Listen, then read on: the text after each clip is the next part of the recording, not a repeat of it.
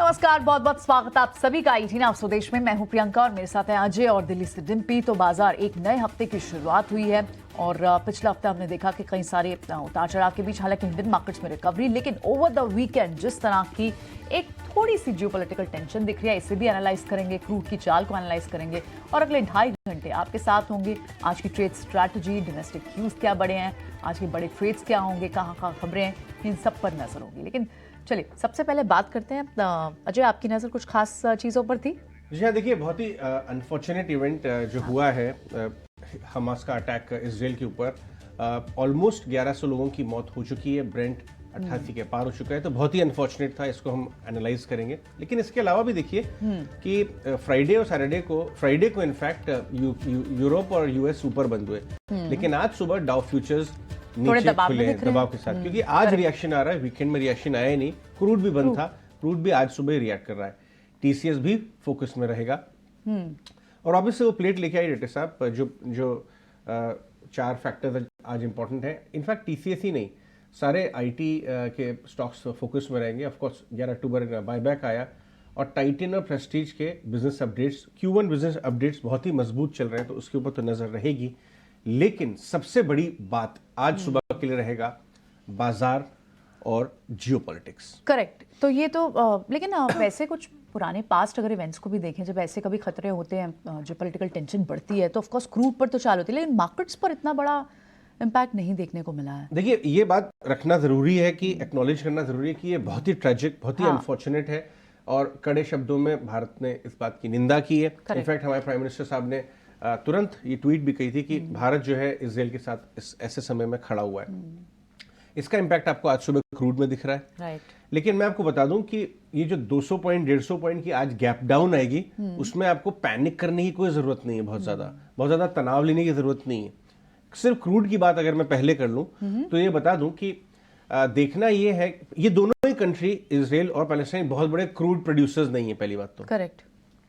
लेकिन जो प्रीमियम होता है ना, जियोपॉलिटिक्स के रिस्क प्रीमियम, वो पहले क्रूड फैक्टर इन करने लगता है, इसीलिए आज आपको 5% की रैली दिख रही है। राइट। देखना ये है कि अब जो ईरान का रोल इसके अंदर है, कुछ कमेंट्री आई कि ईरान ने साथ दिया और तैयारी करने दी। अगर ईरान के ऊपर सैंक्शन लगते हैं तो क्रूड में फर्दर बाइंग हो सकती है और बढ़ सकता है टेम्परेरीली। लेकिन उसके सामने मैं अपने व्यूअर्स को बताना चाहूंगा कि Bharat already discounted crude Russia से खरीद रहा है, तो हमारी डिपेंडेंस नॉन रशिया क्रूड पे कम है, जैसा पहले थी उतनी नहीं है। करेक्ट। दूसरा ये बात कि शॉर्ट टर्म में डिसरप्शन आएगा, बहुत बड़ा क्रूड शॉक आने की उम्मीद कम है, क्योंकि हमने अपनी जो क्रूड बाइंग बास्केट है वो बहुत डाइवर्सिफाई कर दी है।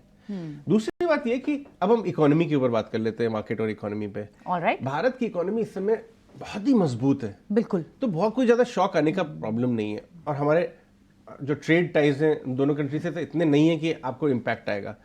दूसरा बात ये है कि फ्लोज, अभी आप डीमैट अकाउंट के डेटा पढ़ रही थी, रिकॉर्ड लेवल पे डीमैट अकाउंट हो रहे हैं। करेक्ट। एसआईपी ऑलरेडी रिकॉर्ड पे है, तो जो कोई भी अगर कोई शॉर्ट टर्म नेगेटिविटी आती है और ज्यादा 200 पॉइंट थोड़ा और घट जाता है, तो इस फॉल को लोग यूटिलाइज करना चाहिए लॉन्ग टर्म इन्वेस्टर को स्टैगर्ड वे में। क्योंकि ये शॉर्ट टर्म टेम्परेरी डिस्ट्रप्शन होगा, कोई बहुत भीषण परेशान होने वाली बात नहीं है, क्योंकि डोमेस्टिक फ्लोज अच्छे हैं, डोमेस्टिक इकोनॉमी अच्छी है, तो ये मुझे लगता है प्राइस हो जाएगी। इनफैक्ट ट्रेडर्स के लिए ये थोड़ा सा चिंता का विषय हो सकता है। अगर आप लॉन्ग पोजीशन कैरी करके गए, आपको देखना चाहिए, इमीडिएट आधे घंटे के अंदर कूदना नहीं चाहिए बाजार में, सतर्क रहे काम करना चाहिए। बट इन्वेस्टर को कोई परेशान रहने की जरूरत नहीं। इनफैक्ट ये गिरावट हमें लॉन्ग टर्म इन्वेस्टर्स को रीपोजिशन क्वालिटी स्टॉक्स में करने के लिए कारगर हो सकती है, उनके इस्तेमाल आ सकती है। ऑलराइट, ठीक है। तो बिल्कुल ये क्लियर करना बहुत जरूरी था ताकि किसी तरह का भय या फिर कॉशियसनेस ना हो सकता है टेम्परेरी सा रिएक्शन देखे। लेकिन इंडियन मार्केट्स तो ऑलरेडी एक अच्छी मजबूती में हमें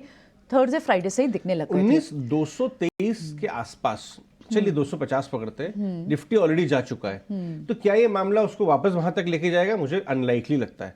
अब अगर आज से गैप डाउन नहीं होती तो हम ऑलरेडी 19,700 पे वापस आ गए।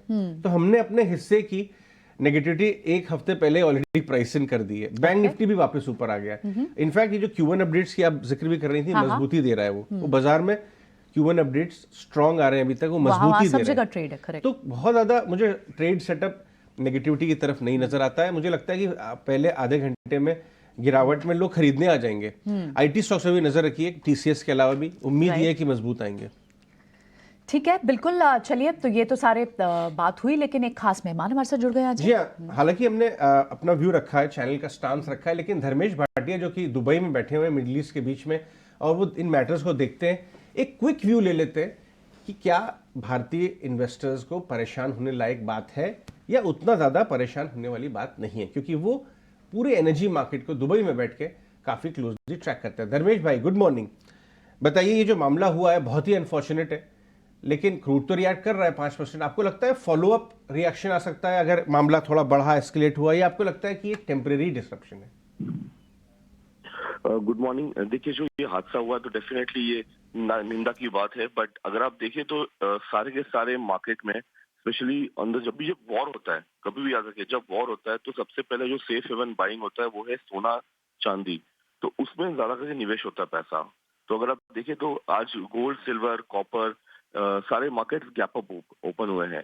कच्चा तेल भी गैप अप ओपन हुआ है, बट ये ज्यादा दिन तक टिकेगा नहीं। रीजन ये है कि ये मार्केट, अगर वॉर होता है तो कोई तेल नहीं यूज करता, ज्यादा करके जो यूज होता है वो है डेफिनेटली, अगर आप देखें तो सोना और सेफ हेवन। तो तेल लाइक एक टेम्पररी जंप दिया है, मार्केट कंसोलिडेशन फेस में आ जाएगा, फिर से मार्केट आपको 80, 81, 82 के लेवल्स पे देखने मिल सकता है। दूसरी बात, ये एक शॉर्ट कवरिंग भी आप कह सकते हो, क्योंकि मार्केट $95 से, अगर आप WTI ट्रैक करते हो तो $95 से $82 3 दिन में आ चुका था, काफी अच्छी पिटाई हुई थी, तो उसमें भी एक शॉर्ट कवरिंग देखने मिल रहा है प्राइस को। तो मार्केट यहाँ पे कंसोलिडेशन फेस पे रहेगा। रही बात तो बाकी सारे कमोडिटीज की, तो मैं एक्सपेक्ट करता हूँ कि सोना चांदी डेफिनेटली बाइंग के लेवल है और यहाँ पे अच्छी खासी एक रिकवरी देखने मिल सकती है प्राइस में। तो मैं रेकमेंड करूंगा कि आप यहाँ पे ज्यादा कहीं निवेश करके चले और एक्सपेक्ट करिए कि अच्छी खासी मुनाफा आपको मिल सकता है सोना और चांदी में। Thank you so much Dharmesh, आज सुबह समय देने के लिए और इस पर एक अपना रिएक्शन देने के लिए बहुत बहुत शुक्रिया आपका।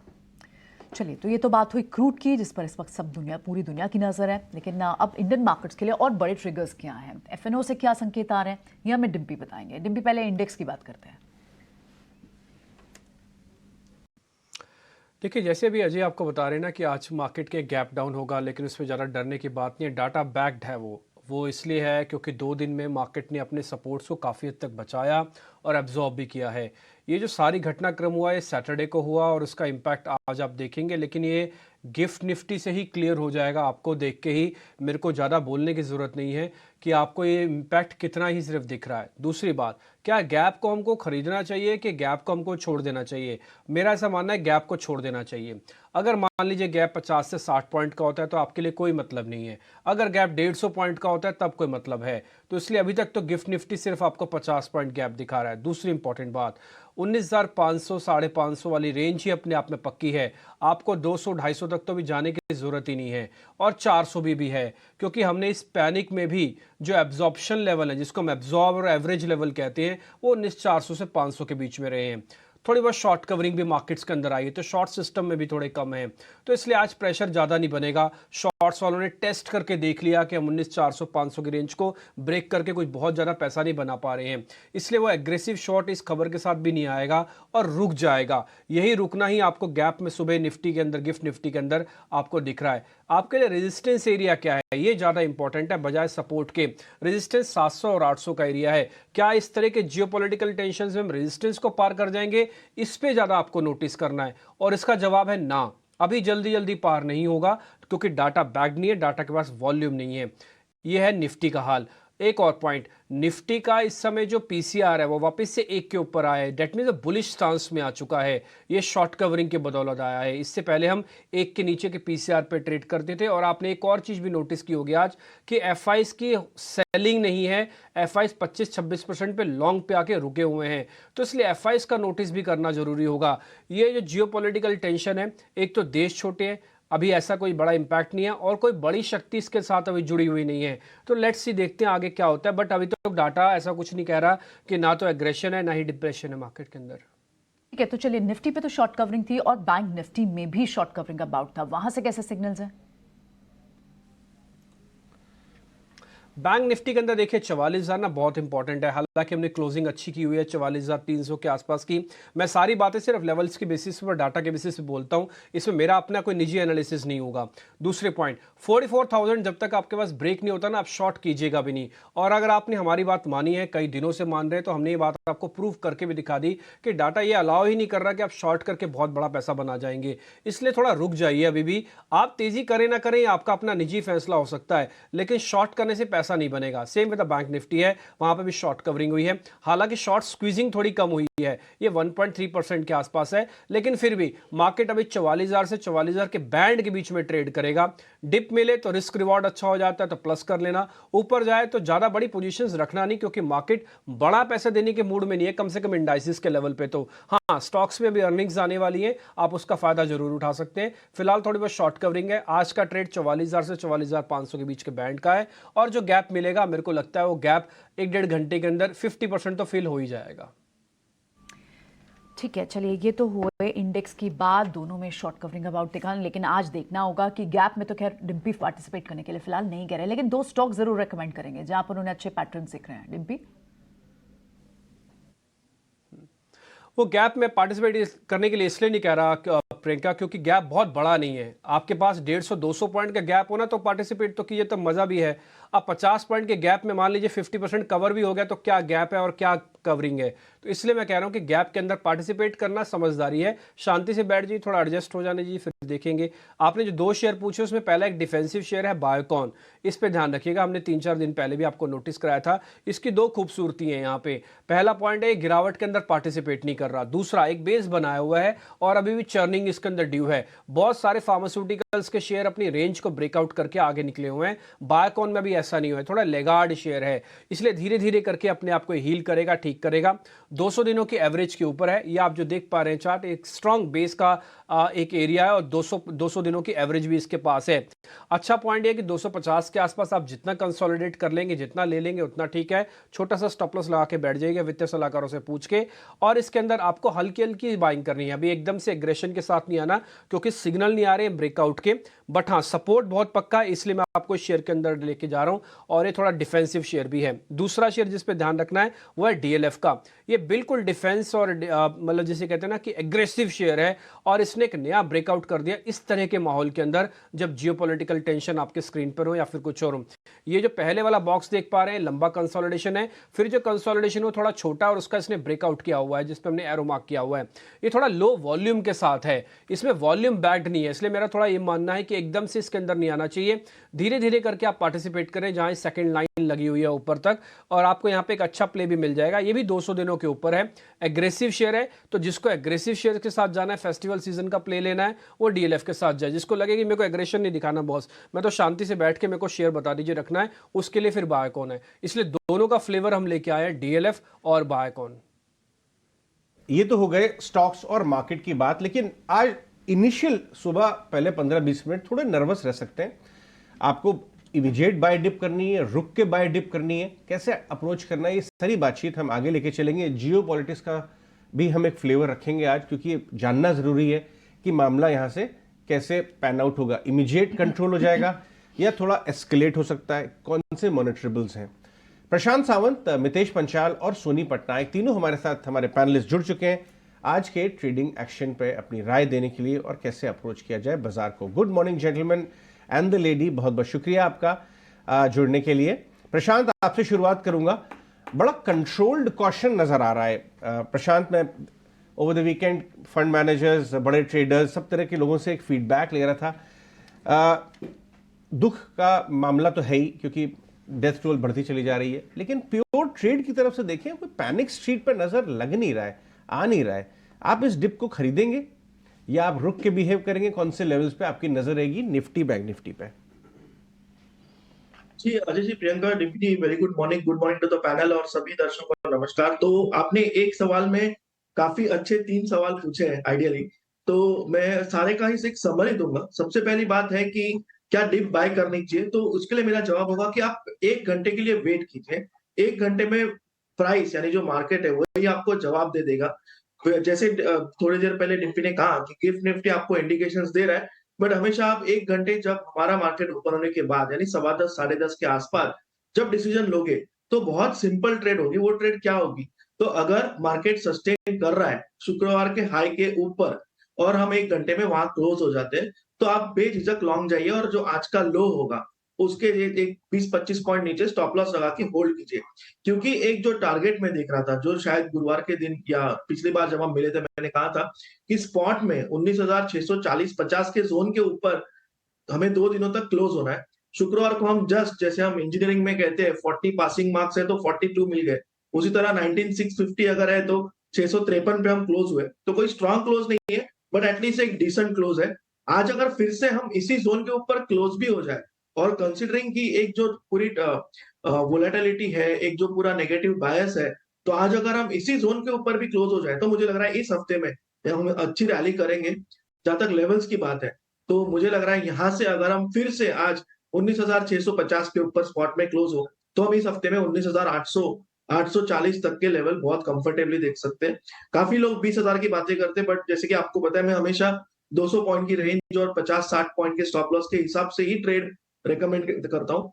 तो यहाँ पे जो आपका स्टॉप लॉस होना चाहिए सिस्टम में 650 के ऊपर आज अगर क्लोज हो तो वो होगा 19,540, 19,540 स्पॉट में। जब तक हम इसके नीचे क्लोज ना हो, मुझे लग रहा है जो टारगेट में कह रहा हूँ 19,800 वहां तक हम जा सकते हैं। बट इस बार मुझे निफ्टी जो काफी आउट परफॉर्म कर रहा था as compared to bank Nifty, उसके सामने मुझे लग रहा है कि थोड़ा सा सिनारियो रिवर्स हो सकता है और बैंक निफ्टी शायद इस हफ्ते आउट परफॉर्म कर सकता है अगर हम 44,500 44,500 स्पॉट के ऊपर एक दिन भी क्लोज हो जाए।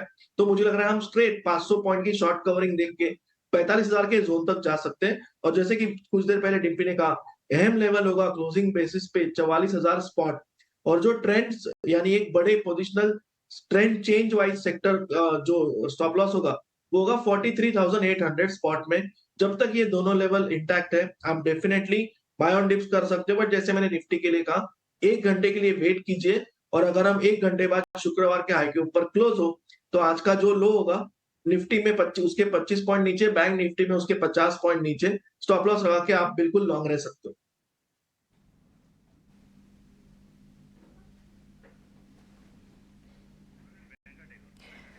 ओके, ठीक है।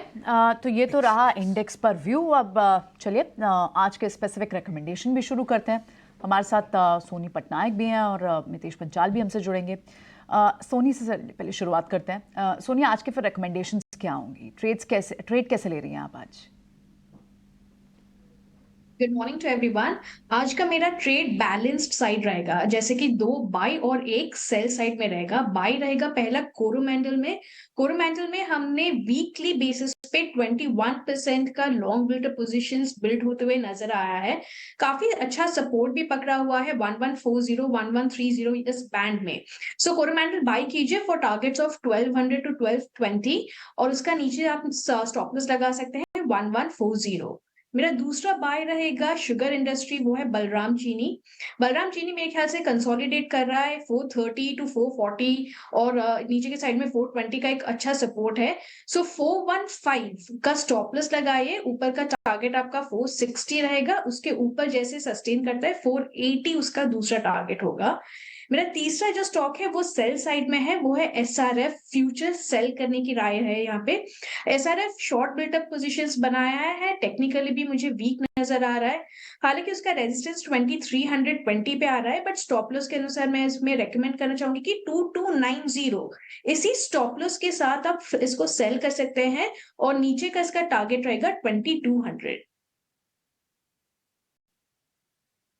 ठीक है, एक शॉर्ट है SRF, 2 बाय हो गए कोरो इंटरनेशनल और बलरामपुर चीनी। दोनों के लेवल्स आपकी स्क्रीन पर हैं, इनफैक्ट तीनों के लेवल्स।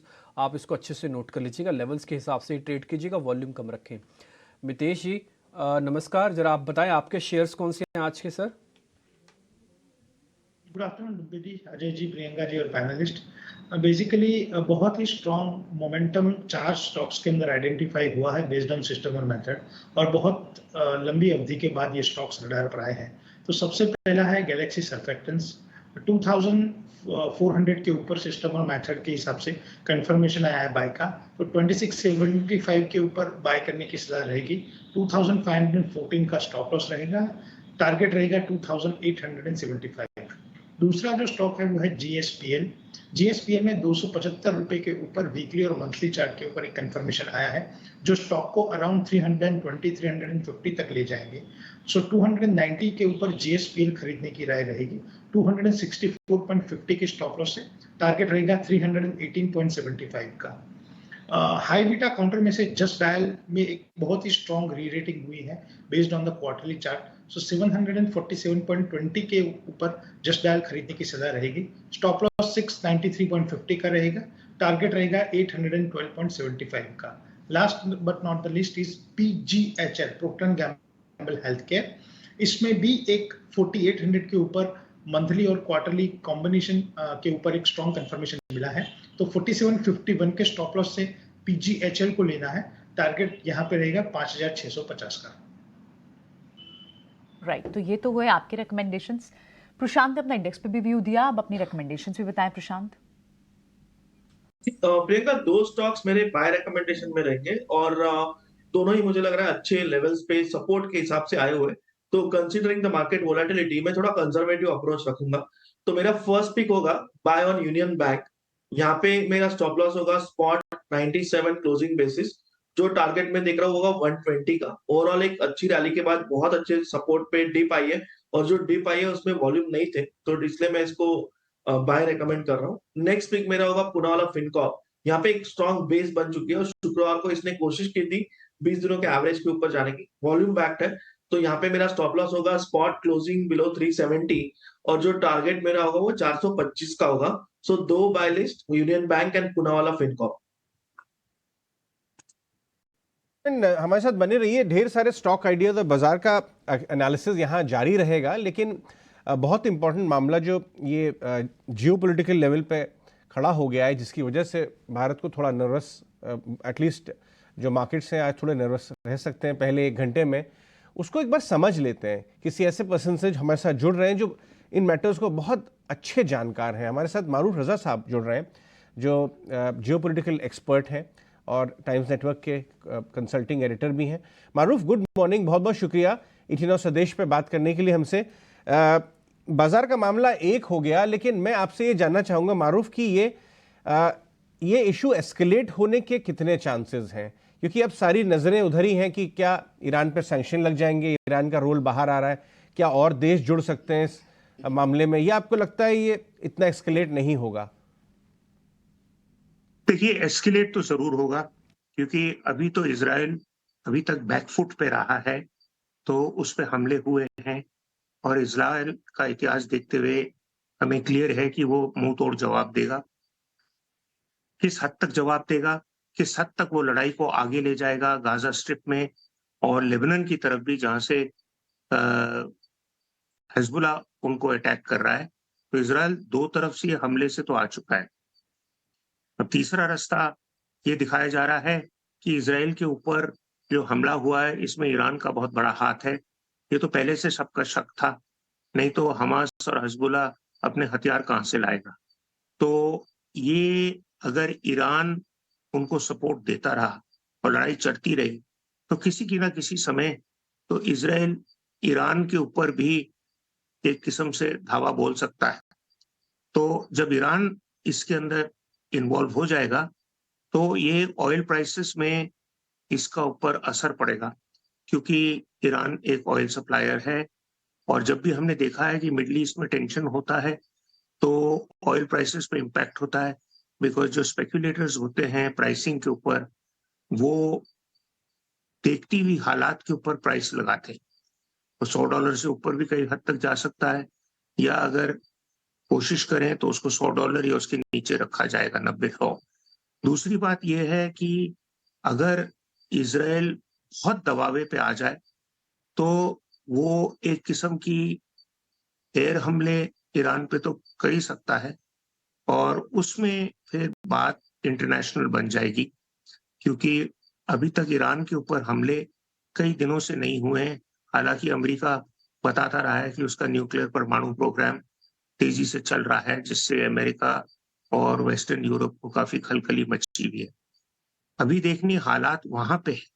हालात जो वहां पे है अगर लोकली ही स्प्रेड करता रहे तो इंडियन पॉपुलेशन जो है मिडिल ईस्ट के अंदर गिन चुन के करीब 8 मिलियन के आसपास हैं।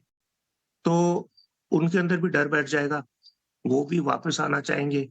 तो इंडिया के लिए एक और चैलेंज हुआ, पहले भी हमने इवैक्यूएट किया इंडियंस को, हम फिर करेंगे। और दूसरी चीज़ ये है कि वहाँ से जो रिपैट्रिएशन ऑफ फंड्स होता है इंडिया के अंदर, जो हमारी लोकल एक्सपेट पॉपुलेशन वहाँ से भेजती है, वो रुक जाएगा। तो थोड़ा बहुत तो इकोनॉमी पे दबाव आएगा, लेकिन भारत की इकोनॉमी काफ़ी स्थिर है, काफ़ी संभली हुई है, तो इन चीज़ों से इतना डायरेक्ट इम्पैक्ट नहीं होगा। लेकिन विद इन इज़राइल, इज़राइल के अंदर और आस-पास के इलाके के अंदर खून खराबा तो बढ़ेगा ही, इसका तो कोई शक नहीं है। अब ये हफ्ता भर चलेगा या महीना भर चलेगा, वो देखना पड़ेगा। क्योंकि मेरा ये कहना है कि ये प्रॉब्लम जो है, आप खाली कंडेम करके और यूएन सीज़फायर करके ये बात नहीं रुकेगी। क्योंकि पैलेस्टीनियन का कहना है कि हम 75 साल से लड़ रहे हैं, हमारे लिए कोई खड़ा नहीं होता है। और अब जो भी कुछ 2-4 खड़े होते थे इंडिया समेत, वो भी अब थोड़े पीछे कदम ले चुके हैं। तो इसलिए ये लड़ाई जो है, रोकने के लिए मेरा सुझाव ये है कि अमेरिका को एक कैम्प डेविड टाइप अरेंजमेंट करना पड़ेगा। जब 1973 की लड़ाई सियाओं यॉम किपुर की थी, जिसकी 50वीं सदी के ऊपर ये हमला हमास ने किया है, वो लड़ाई जो है, ये रुकी क्यों है? क्योंकि अमेरिका ने अपनी हाथ बढ़ाया, अमेरिका ने पैसे लगाए और गारंटी की इज़्ज़त को कि आपके ऊपर कभी हमला नहीं होगा।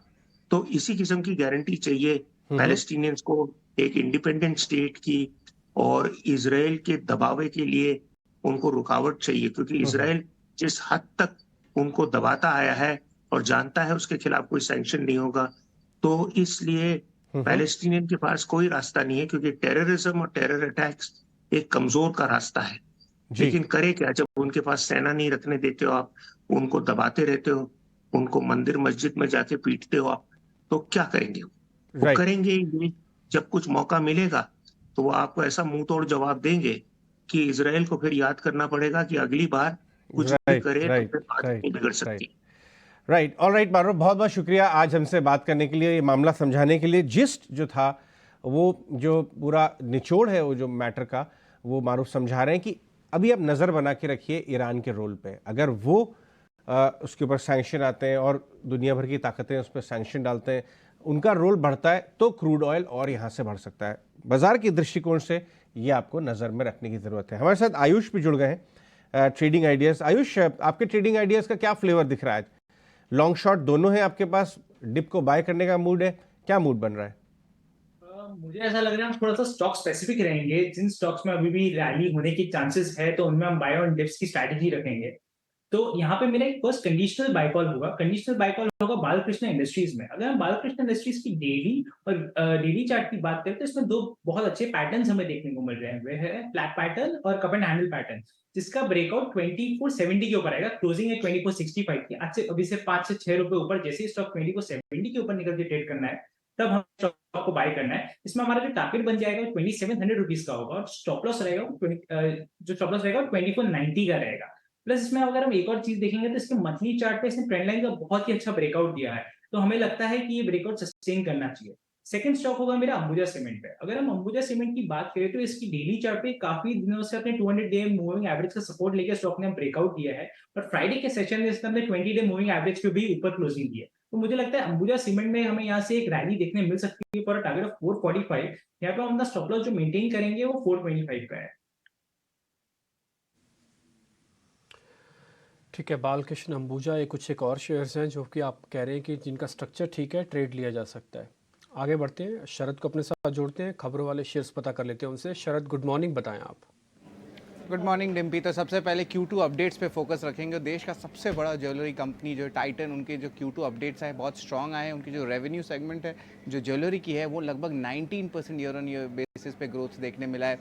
इसके अलावा प्रेस्टीज एस्टेट्स और आपके मेट्रोपोलिस हेल्थ करिए, इन दोनों कंपनीज़ के जो Q2 ऑपरेशनल नंबर्स है बहुत स्ट्रॉन्ग आए हैं। स्पेशली मार्जिन के जो है सीक्वेंशियली मेट्रोपोलिस के लिए इसमें एक अच्छी ग्रोथ देखने मिली है। Inline numbers Bajaj Finserv, Tata steel और बैंक ऑफ बड़ौदा में देखने मिला है। इसके अलावा देश का सबसे बड़ा सॉफ्टवेयर कंपनी TCS जो है फोकस में रहने वाला, और यहाँ पे कंपनी बायबैक कंसिडर करने वाली है अक्टूबर 11 को। और याद रखिए इस डेट में जो है Q2 रिजल्ट्स भी रहने वाले हैं और अर्निंग सीजन जो है स्टार्ट होने वाला है। ओवरऑल निफ्टी का भी और IT का भी ये सबसे पहला अर्निंग्स रहेगा। Reliance Abu Dhabi investment authority ने जो है लगभग 5,000 करोड़ की जो इन्वेस्टमेंट रिलायंस रिटेल में की, जिसका वैल्यूएशन रफली 8.4 लाख करोड़ रुपीस का है। इसके अलावा जो था वीकेंड में 2 अहम GST के अनाउंसमेंट्स आए थे, स्पेशली शुगर और आपके अल्कोहल रिलेटेड सेगमेंट पे। यहाँ पे 2 चीज़ आई है। क्लैरिटी एक बार आया है कि एक्स्ट्रा न्यूट्रल अल्कोहल पे जो है टैक्स नहीं लगेगा, और जो मोलासेस है उनके GST रेट्स 28% से गिरा के 5% कर दिया। अब इसका इम्पैक्ट क्या होगा? इसका इम्पैक्ट ये है कि ये पॉजिटिव रहेगा शुगर के लिए और आपके अल्कोहल बेस्ड स्टॉक्स के लिए, क्योंकि उनके रॉ मटेरियल कॉस्ट की जो प्रोक्योरमेंट है वो कम हो जाएगी। MCX भी फोकस में रहेगा, और हमारे खबर पे मुहर लगा है जब हमने कहा था कि कंपनी जो है नए सॉफ्टवेयर में जो है काम करने वाली अक्टूबर के महीने से। और यहाँ पे अप्रूवल सेबी की टेक पैनल से आ गई है, जहाँ पे कंपनी अपने पुराने जो सॉफ्टवेयर है उससे शिफ्ट करके नए सॉफ्टवेयर में आ सकते हैं कमोडिटी डेरिवेटिव्स प्लेटफॉर्म से। इसके कारण एक ड्रैग था स्टॉक में लगभग 125 करोड़ प्रति क्वार्टर का। इसके अलावा PB फिनटेक कल जो था सॉफ्ट बैंक ने लगभग 2.5% स्टेक की बिकवाली की, लेकिन जो अब्जॉर्प्शन आया है, स्ट्रॉन्ग अब्जॉर्प्शन देखने मिला है।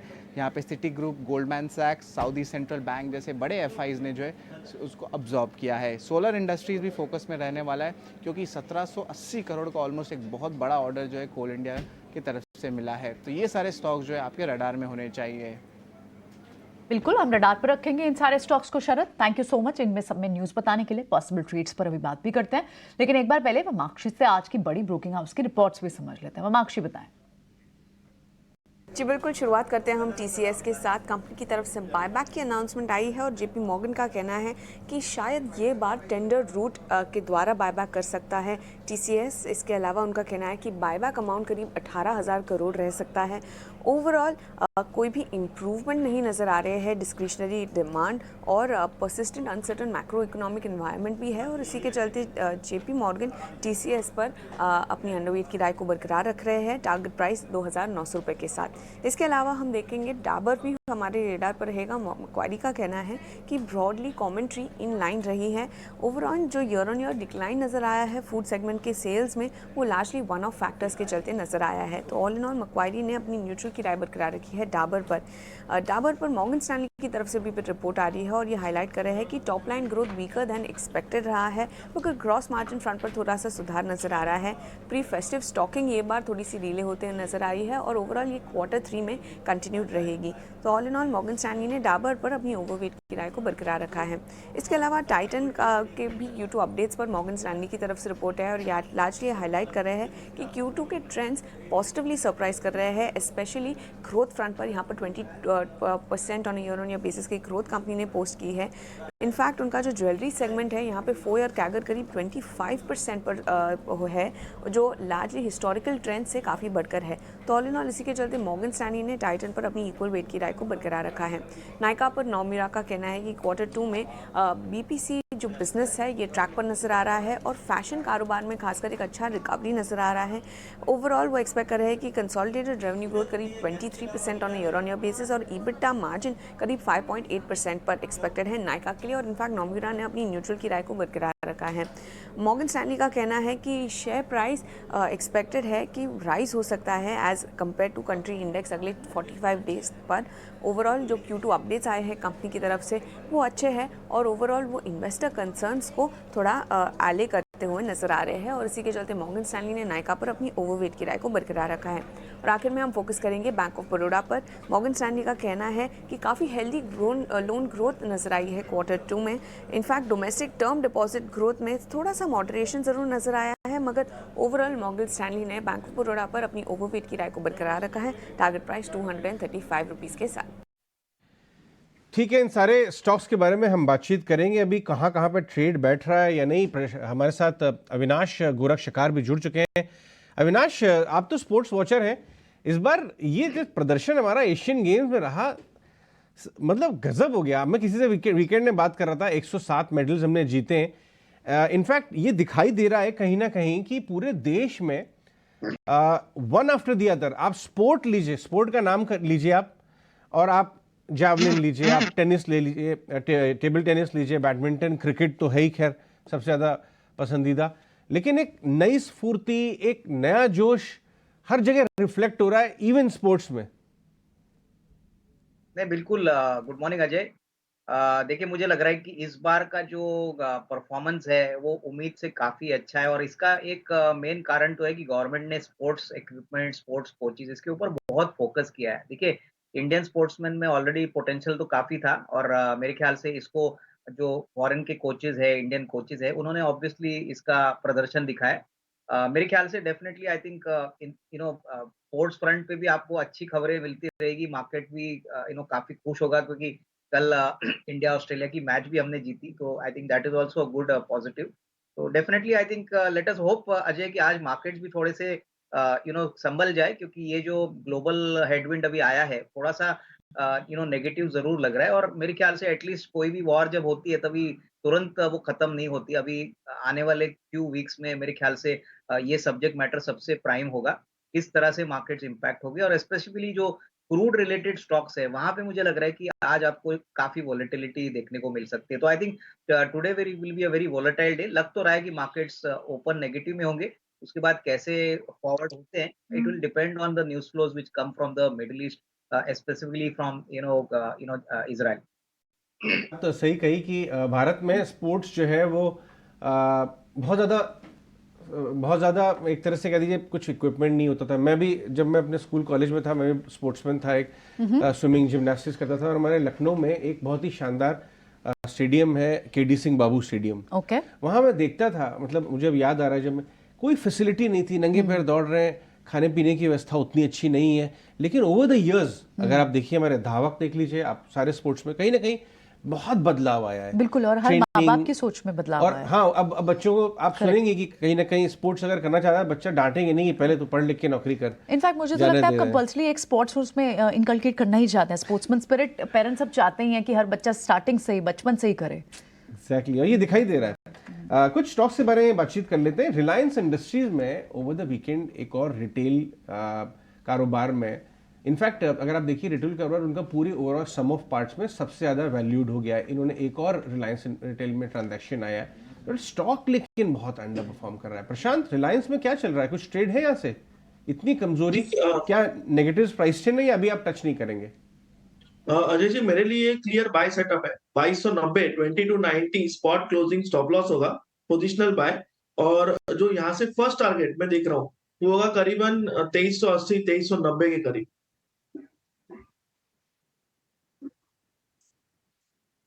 ओके ठीक है। जब आपने रिलायंस के बारे में जिक्र किया तो प्रशांत एक बार लगे हाथ HDFC बैंक के भी बारे में बता दीजिए। दोनों वेटेज वाले शेयर हैं, फिर पूरा हो जाएगा कंप्लीट। HDFC बैंक में थोड़ा वेट करना होगा। वेट किस लिए करना होगा? तो 1560 के ऊपर क्लोज होने के लिए जस्ट हार्डली 2% की दूरी है, बट ये काफी मैटर करेगी। तो ये स्टॉक जब 1560 के ऊपर स्पॉट में क्लोज हो जाए तब हम कह सकते हैं कि एक बेस फॉर्मेशन शुरू हो रहा है। अभी जो टेक्सचर है वो फिलहाल अभी भी वीक टेक्सचर है, सेल ऑन रैली का टेक्सचर है। तो 1560 के लिए मैं वेट करूंगा, उसके ऊपर क्लोज हो जाए तब डिसीजन लेंगे।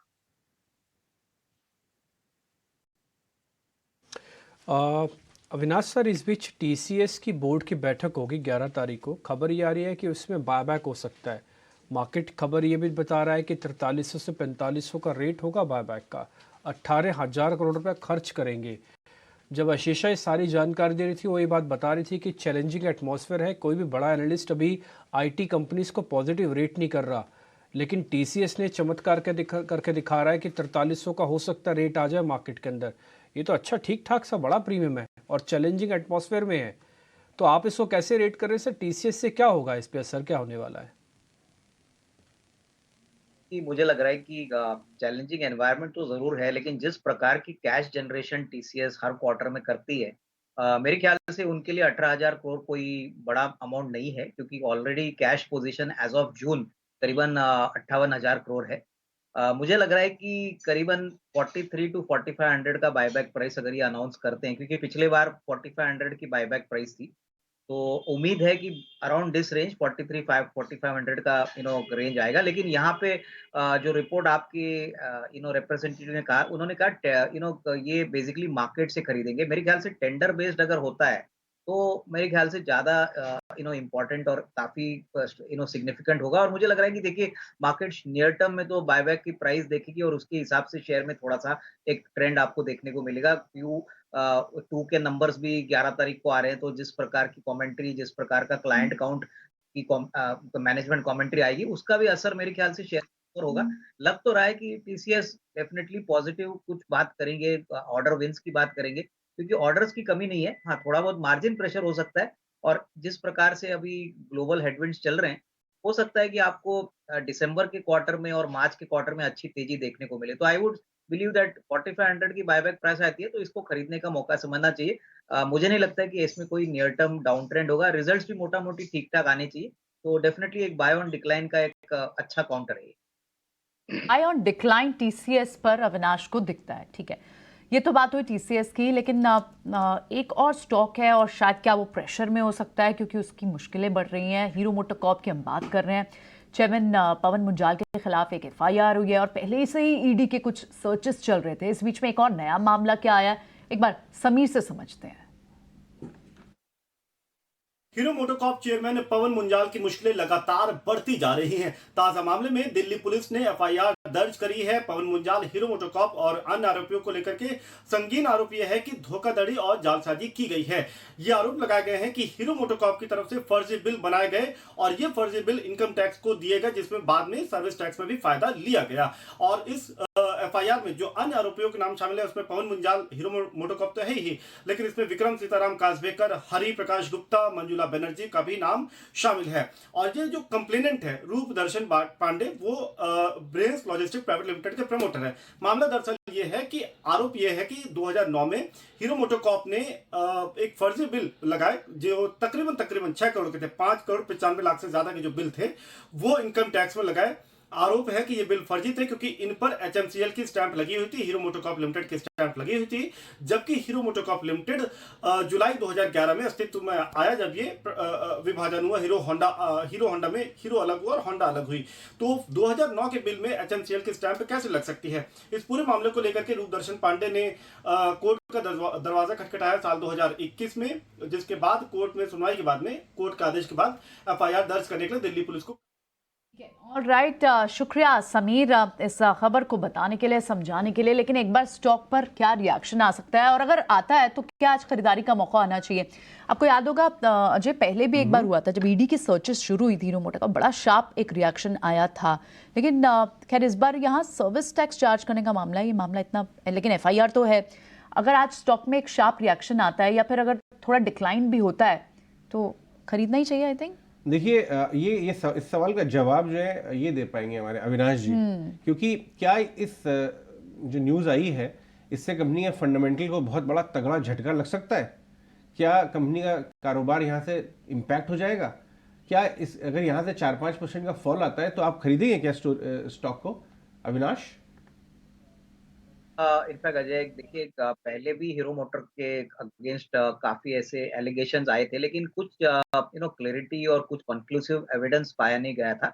मुझे लग रहा है कि आज अगर 3-4-5% अगर स्टॉक गिरता है इस न्यूज के ऊपर, तो खरीदने के मौके समझने चाहिए। क्योंकि देखिए आपने जैसे कहा कि कंपनी का जो फंडामेंटल्स है, कंपनी का जो बिजनेस मॉडल है, प्लस जिस प्रकार से अभी अपटेक टू व्हीलर मार्केट में हम देख रहे हैं, इसमें कोई असर आने वाला नहीं है। मुझे लग रहा है कि देखिए नेगेटिव न्यूज जैसे अभी आती है और वो एक आध 2 दिन सेंटिमेंट खराब कर देगी, लेकिन फंडामेंटल्स अगर ठीक ठाक है, बिजनेस अगर अच्छा ठीक ठाक चल रहा है, तो मुझे लग रहा है कि इसमें कोई डाउट नहीं कि ऐसे ब्लू चिप्स को आपको मार्केट डिक्लाइन में आपके पोर्टफोलियो में एक्यूमुलेट करना चाहिए। बाउंस बैक भी उतना ही तेजी से आएगा अजय, क्योंकि ये न्यूज की क्लैरिटी आने के बाद आप देखोगे कि ये न्यूज पे कोई फोकस करेगा नहीं। I mean everybody will focus on the numbers going forward. तो डेफिनेटली बाय ऑन डिक्लाइन वाला शेयर है और इसमें कोई डाउट नहीं कि ये जो न्यूज फ्लो आया है इससे कोई बड़ा इम्पैक्ट अगर आता है तो उसको खरीदने का मौका समझना है।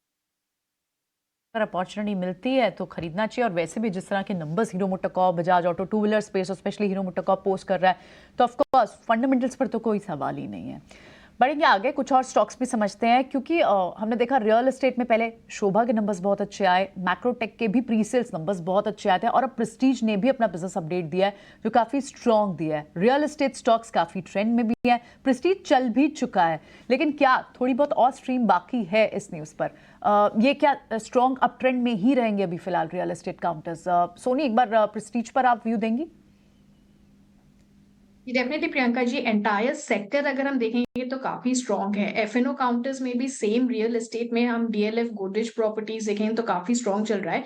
और प्रेस्टीज की बात करेंगे तो टेक्निकली सेटअप स्ट्रांग दिख रहा है, करंट लेवल से भी आप एंटर ले कर सकते हैं और ऊपर जो उसका टारगेट नजर आ रहा है वो 700 का आ रहा है इमीडिएट बेसिस पे। 700 के ऊपर अगर सस्टेन करता है तो मेरे ख्याल से अच्छा ये रैली ले सकता है टुवर्ड 740। और नीचे की तरफ अगर हम देखें तो सपोर्ट उसका काफी मल्टीपल सपोर्ट्स बन गए हैं।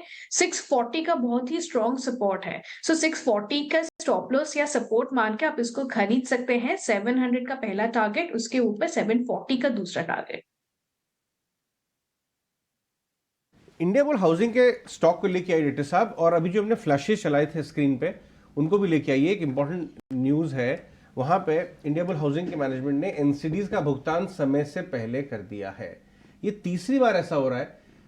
इंडिया बुल ने पहले 1800 करोड़ 2 फॉरेन बैंक्स को रीपे किया था, उसके बाद उन्होंने एसेट ग्रोथ की बात की और अब वापस से इन्होंने ये बताया है कि समय से पहले ओवरसीज एनसीडीज को चुका देंगे। तो पॉजिटिव न्यूज फ्लो चल रहा है। स्टॉक नीचे 165, ऊपर 205 210 का हाई बना के रिबाउंड मोड में आया है। तो कहीं ना कहीं एक रेजरेक्शन तो चल रहा है इस कंपनी के अंदर। क्या आप ट्रेड करेंगे इस स्टॉक को आयुष, इंडिया बुल हाउसिंग? जी, जैसा कि आपने बताया कि डेफिनेटली स्टॉक में बेस की तरफ ट्रेड कर रहा है। इसका जो स्विंग सपोर्ट है वो है 165-66 के आसपास का। तो वो एक जगह है जहां से हमें बाइंग रैली हमेशा देखने मिलती है, एक सपोर्ट पॉइंट से रिवर्सल देखने मिलता है। तो definitely India bull housing finance को यहाँ से लिया जा सकता है फॉर अ टारगेट ऑफ 188। इसमें ऊपर में 20 डे मूविंग एवरेज का रेजिस्टेंस है तो स्टॉक फेस कर रहा है काफी टाइम से, और वहीं से हमें इसमें सेलिंग प्रेशर भी देखने मिला है। तो 188, 185 से 188 के लेवल्स मुझे ऐसा लगता है कि कंफर्टेबली स्टॉक वापस अटेन कर सकता है। और 165, 166 स्टॉक का एक बेस और एक स्टॉक का सपोर्ट का फॉर्मेशन है स्विंग सपोर्ट के हिसाब से। ओके, ठीक है, ये इंडिया बुल्स पे रिकमेंडेशन है। इस बीच वीकेंड पे जीएसटी काउंसिल की बैठक हुई, कुछ अहम फैसले लिए गए। वो अहम फैसले कौन कौन से थे प्रकाश एक बार आपको वापस से बता देते हैं, और उसका स्टॉक इम्पैक्ट भी होगा। पहले आप फैसले समझ लीजिए, फिर एक दो करके स्टॉक्स भी पता कर लेंगे। प्रकाश हमारे साथ जुड़ रहे हैं बताने के लिए। प्रकाश, बताएं आप। देखिए, जीएसटी काउंसिल की बैठक में कई अहम फैसले लिए गए और ईटी नाउ स्वदेश की भी खबर पर मुहर लगी है। जो सबसे इम्पोर्टेंट फैसला जीएसटी काउंसिल ने लिया वो दरअसल लीकर इंडस्ट्री से संबंधित है, जिसमें जीएसटी काउंसिल ने मोलेसेस पर जो जीएसटी की दरें हैं उसको 28% से घटाकर 5% करने का फैसला किया, क्योंकि काफ़ी इंपॉर्टेंट खबर है अगर आप लीकर इंडस्ट्री की बात करें। साथ ही साथ एक्स्ट्रा न्यूट्रल एल्कोहल के इस्तेमाल से संबंधित भी सफाई जीएसटी काउंसिल ने जारी की। उसके टैक्सेशन स्ट्रक्चर से जुड़ी सफाई भी जीएसटी काउंसिल ने जारी की, और इसकी जानकारी हमने अपने दर्शकों को पहले ही दी थी। काउंसिल में ये फैसला हुआ है कि एक्स्ट्रा न्यूट्रल एल्कोहल का इस्तेमाल अगर ह्यूमन कंजम्पशन के लिए हो रहा है, यानी कि अगर शराब की मैन्युफैक्चरिंग हो रही है और उसका इस्तेमाल ह्यूमन कंजम्पशन के लिए हो रहा है, उस पर जीएसटी चार्ज नहीं किया जाएगा, यानी कि जीएसटी पर छूट दी जाएगी।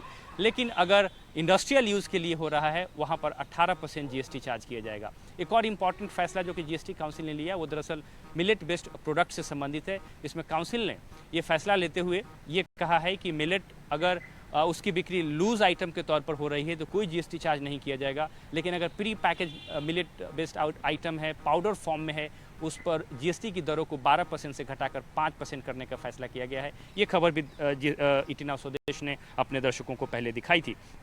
एक और इम्पॉर्टेंट फैसला दरअसल बैंक गारंटी और कॉर्पोरेट गारंटी से संबंधित है, जिसमें काउंसिल ने ये फैसला किया है कि अगर कंपनी के डायरेक्टर्स अगर बैंक गारंटी देते हैं उस पर कोई जीएसटी चार्ज नहीं किया जाएगा, लेकिन अगर सब्सिडियरी की तरफ से बैंक गारंटी दी जा रही है उस पर 18% जीएसटी चार्ज किया जाएगा। हालांकि वैल्यूएशन 1% तय किया गया है, यानी कि 1% के कमीशन पर ही 18% जीएसटी चार्ज किया जाएगा। इससे संबंधित इंपॉर्टेंट फैसला जीएसटी काउंसिल ने किया है। ईटी नाउ स्वदेश ने अपने दर्शकों को पहले ये खबर दिखाई थी। ठीक है, प्रकाश, बहुत शुक्रिया। और ये बात सही है कि टीना स्वदेश ने इससे पहले ही इन सभी खबरों के बारे में मूलतः आपको बता दिया था और खबरें वापस से पुष्ट होती हुई दिख रही है। इसमें 3 खबर तो इम्पॉर्टेंट है, मिलेट वाली, ये मोलेसिस वाली, और तीसरा जो एक ये है कि जो टैक्स पे रिवीजन हो सकता है जो डेल्टा कॉर्प के ऊपर लगा था। कई मिनिस्टर्स ने ये कहा कि उनकी तो 24,000 करोड़ का तो मार्केट कैप ही है और आपने टैक्स के नोटिस भेज दिए 1 लाख करोड़ से ज़्यादा की वैल्यूएशन लगवा के, तो इतनी तो वैल्यूएशन ही नहीं है। तो यहाँ पे बैठक में ये फैसला हुआ कि नहीं ठीक है, हम वापस से इसको रिवीजन करेंगे एक बार। अविनाश सर, मेरे को 2 हिस्सों में आपसे पता करना है। पहले तो ये लिकर स्टॉक्स वाला जो मोलेसिस की बात आ रही है 28 से सीधा 5 किया गया है, ये GM ब्रीवरीज, ग्लोबल स्पिरिट्स, सोम डिस्टिलरीज जैसी कंपनीज के लिए बेनिफिशियरी हो सकता है क्योंकि यहाँ पे थोड़ा इस्तेमाल होता है। दूसरा, ये डेल्टा कॉर्प को भी इमीडिएट रिलीफ मिल सकता है। कोर्ट में तो बाद में जीत के आते, इससे पहले ही काउंसिल ने रिलीफ दे दिया कि हम रिवीजन कर सकते हैं। नहीं, बिल्कुल डिम्पी, पहले तो देखिए जो ENA बनाने वाली कंपनीज है, जैसे आपने कहा कि ग्लोबल स्पिरिट्स है, उसके बाद सोम डिस्टिलरीज है। मुझे लग रहा है कि इसमें एसोसिएटेड अल्कोहल भी आप डाल सकते हो, ये भी काफी बड़ा प्लेयर है ENA स्पेस में, और ENA बेसिकली रॉ मटेरियल होता है आपके लिकर इंडस्ट्री के लिए। तो यहाँ पे अगर GST लगता नहीं है तो बहुत बड़ी बात है, काफी अच्छी तरह से इन कंपनीज को बेनिफिट मिलेगा। रही बात डेल्टा कॉर्प की, तो देखिए मुझे लग रहा है कि आपके चैनल पे मैंने पहले भी कहा था कि जब पूरी तरह से पैनिक स्टॉक में आया था और इतनी बड़ी GST की नोटिस आई थी, तभी ऐसा बिजनेस रातों रात खत्म हो जाएगा ऐसा लग नहीं रहा था, क्योंकि गवर्नमेंट को भी अच्छी एक्साइज कलेक्शंस यहाँ से मिलती है। तो मुझे लग रहा है कि आज बाउंस जरूर देखने को मिलेगा, लेकिन अभी भी मैं कहूंगा कि जिनके पास थोड़ा सा रिस्क एपिटाइट ज्यादा है वो डेल्टा कॉर्प में जरूर पैसा लगाए, क्योंकि जो तीसरा क्वार्टर होता है इनके लिए बहुत बम्पर क्वार्टर होता है, और इंडिया में कसिनो और जो गैम्बलिंग का जो ट्रेंड है वो काफी अरसे से बढ़ रहा है। तो इसका डेफिनेटली बड़ा impact positive impact delta Corp पे आएगा। तो I think it's a matter of time, but इसमें अच्छी री-रेटिंग आपको देखने को मिलेगी एज एन हाउ ये सारे इश्यूज क्लियर होते हैं। ओके, ठीक है। तो डेल्टा कॉर्प के लिए भी एक थोड़ा पॉजिटिव हो सकता है। और दूसरी बात है, ये जो मोलेसिस वाली खबर है या लिकर, छोटी लिकर कंपनीज के लिए ज़्यादा बेनिफिट होगा जिसका रीजनल प्ले ज़्यादा है। यूनाइटेड स्पिरिट्स और UBL के लिए ज़्यादा बड़ा फ़ायदा नहीं हो सकता इसमें। आगे बढ़ते हैं, MCX ने एक और क्लैरिफिकेशन दी है। असल में ये सेबी कह रहा है कि आप नए प्लेटफॉर्म पर शिफ्ट कर जाइए 3 दिन का मॉक टेस्टिंग के बाद। एक बार जरा MCX पे मितेश आपकी रिकमेंडेशन, ये शेयर पहले जब खबर आई थी, जब सेबी ने रोका था तो टूट गया था, अपने आप को हील किया, ठीक किया, 2000 के ऊपर क्लोज किया। आज खबर वापस आ गई है, सेबी कह रहा है कि ठीक है चले जाओ, अब 10 तारीख के बाद चले जाना। तो अब बताइए अब क्या करना है इस शेयर पे सर?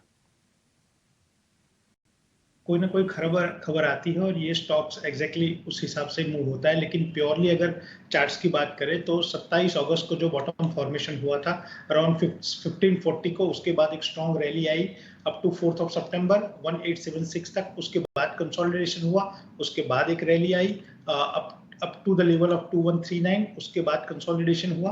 तो मेरे हिसाब से अगर प्योरली चार्ट्स की बात करें तो हर बार स्टॉक जो है कंसोलिडेशन मूव के बाद एक स्ट्रॉन्ग ब्रेकआउट देता है, और जो ब्रेकआउट देता है उसमें जो ऊपर का लेवल होता है वो अगले ब्रेकआउट के हाई से 10 से 15% ज्यादा होता है। तो I am of the view कि अगर नई खरीदारी करनी है तो रिसेंट हाई जो है 2139.95 टू बी वेरी प्रिसाइज, तो 2150 के ऊपर ही खरीदारी करनी चाहिए। तब तक के लिए स्टॉक को अवॉइड करना चाहिए। एक बार अगर स्टॉक डेली चार्ट के ऊपर 2150 के ऊपर क्लोज आएगा तो उसके बाद 2300 2400 के टारगेट ऊपर भी खुल सकते हैं। So as of now avoid buy only if the stock close about 2150 on a daily chart. Okay, alright, तो ये तो बात हुई MCX पर। ठीक है, देखिए स्पीच आज का खास सेगमेंट हमारा मुनाफे का फंडा, सनी अग्रवाल हमारे साथ बने हुए हैं, उनसे बात करते हैं।